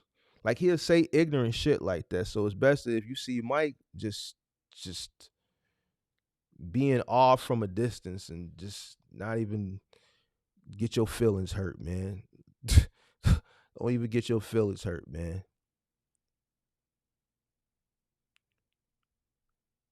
All right, man. They cheated the Sonics in Utah. No, they didn't. Man, Brown, go. How old are you? Is you watching some replays? Which did you live through it? Because I was sitting on the, I was sitting on the floor Indian style, watching the game from a floor model TV back then, a floor model color TV. They didn't cheat them. They didn't cheat them. We won fair and square. We didn't cheat Utah either. We didn't cheat nobody. We won fair and square, man. We didn't cheat nobody. You lived through it. You an ex hooper. All right, I'm gonna let you. I'm gonna let you live, man, because you a Michiganite. So I already know your sentiment and how you feel about us down here when it come to basketball. Anyway, when it come to basketball, I know how y'all. Yeah, he did push off, but you could push off back in the '90s. It wasn't as soft as it is now. Listen, when you the GOAT, you can get away with shit. Back in the '90s, the game wasn't soft as it is now. That shit wasn't flat now. But that was Mike back then, man. That was Mike. Come on now, Mike. We talking about Mike, man. We talking about Mike. I know. I know how you feel. Trust me. I get it. I get it. I get it, man. I get it. Trust me. I would feel like you too. I, I would feel like you too, man. My childhood would have been ruined too. Watching that TV, staying up late, watching them games, rooting for Detroit, and Mike come to town, tongue wagging, fresh pair of number sixes. Just like you kind of want to be in awe of them, but you don't because you want to root for your home team. And then you just trying to get a glimpse of them sixes. Man, damn, man, he got the six. Man, oh, man, he got the black ones on. Oh, man. No, wait, no. I got to, no. Come on, Isaiah. But you really want to cheer for Mike. I get it. Then he just come in and crush your dreams. Dennis beating him up. Bill Laimbeer kicking him in the nuts and shit. Mike just come through and dunk on Bill Laimbeer. And we beat you. I get it. I understand. I know how you feel. I know how you feel. I know how you feel. Hey, man, listen here. Man, listen. Growing up in the 80s and the 90s, it'll never be 2 decades. Listen, we had Mike in the 80s and we had Mike in the 90s. We had Mike Jack and we had Mike Jordan. You see what I'm saying? I got to live through Billie Jean when it was actually happening. I got to see that shit in the flesh. I got to live through Bad. I got to live through Thriller. And I got to live through the Jordan era. Come on, man. Listen, I've had a great life. I've had a great life, man. Thank you, God. These shorties will never know. And I got to be 20 some years old and get to club it in an era where club music was probably the 2000s was probably some of the best club music. That whole little Atlanta snap shit all through like early 2000, mid 2000, Young Dro came out. That whole then Roscoe Dash and all that shit that was back.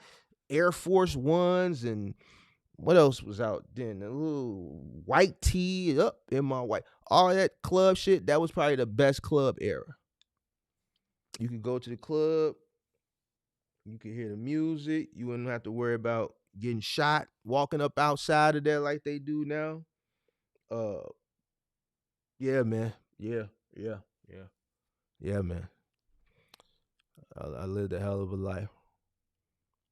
I know you cheered for the Bulls. You probably did it low key. Mike was Mike was the face of the league.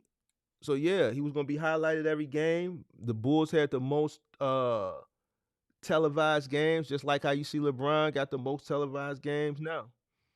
Yeah, Mike was the face of the league back then. I told some Michael Jordan stories. I ain't gonna tell no more. Well, at least not right now. I might do some more Michael Jordan stories in the members only.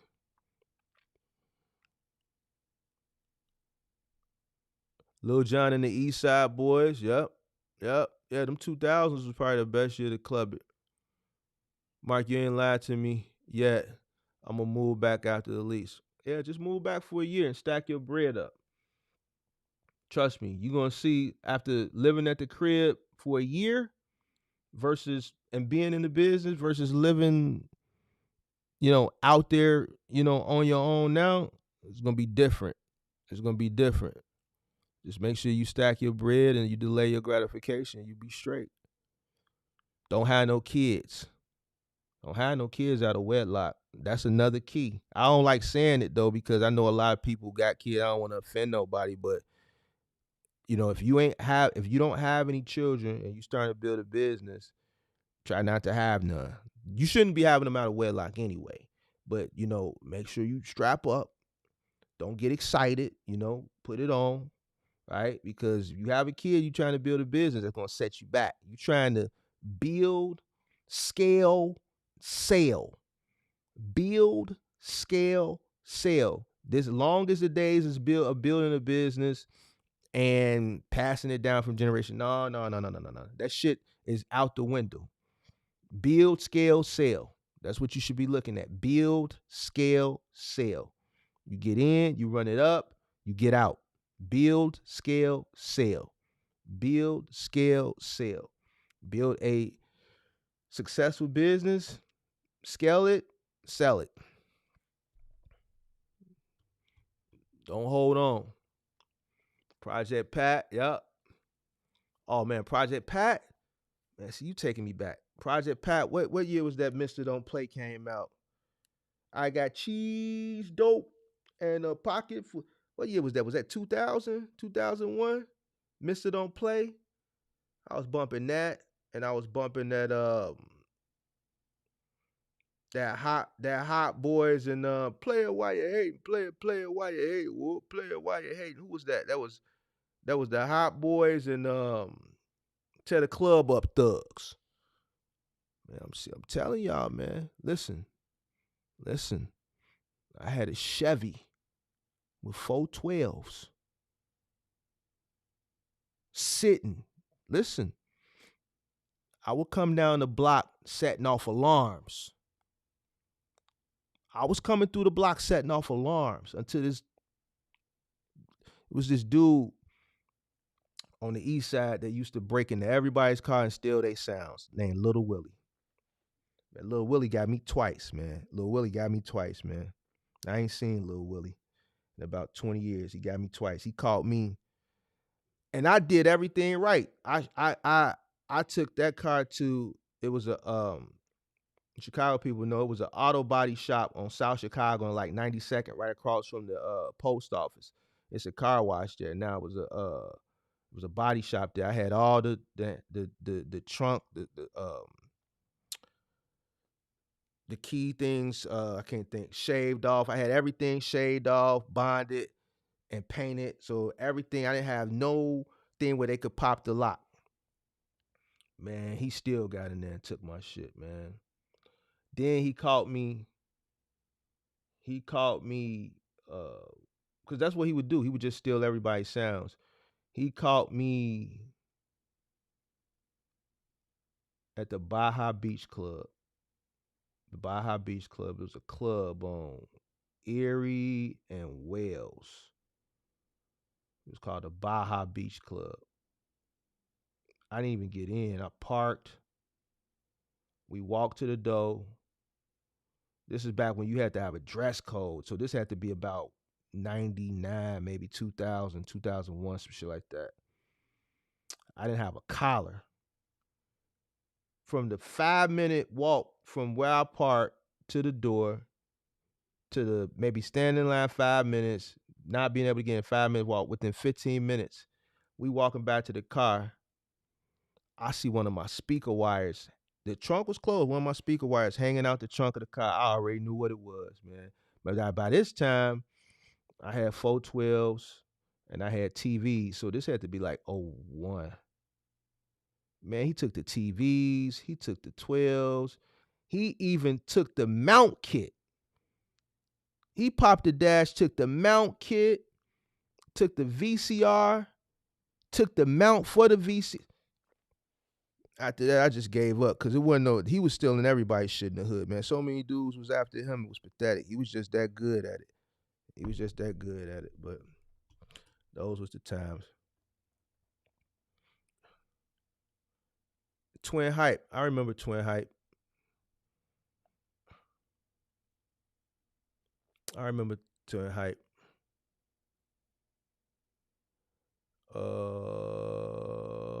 3-6 Mafia. Yeah, I used to bump 3-6 back in the day. Tear the club up, thugs. Yeah, man, I still listen to that first Project Pat album. I was just listening to that about a month ago. That first Project Pat album was a classic. I still bump that. Was it Mr. Getty Green? Okay, I thought it was Mr. Don't Play. Yeah, he got me in 5 minutes. He was good. Yeah, Lil Willie. If Lil Willie was coming, if you pulled up to a spot and you saw Lil Willie in the area, you just said, "Man, I'll come back another. I ain't clubbing tonight." Cause I seen Lil Willie get somebody. I seen him get somebody in another club. So yeah, Lil Willie was just cold like that. Pastor Troy definitely was cranking Pastor Troy. Yep. Vice Versa was my favorite Pastor Troy song back in the day. Vice versa. What if heaven was hell and hell was? What if heaven was hell and vice versa? Yep. That was my favorite cut. Yep. That had to be about, was that 99, 2000? That was like 2000. Shit, I was just bumping that about 2 months ago, that Vice Versa Pastor Troy. Yeah, I ain't mess with Lil White. I ain't like Lil White. What about Mike Tyson? What about him?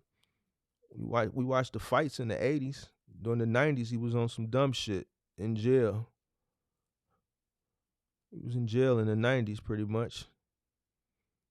My high school car was an 84 Cuddy with a 350 Rocket with some jackhammers beating in the trunk. Okay.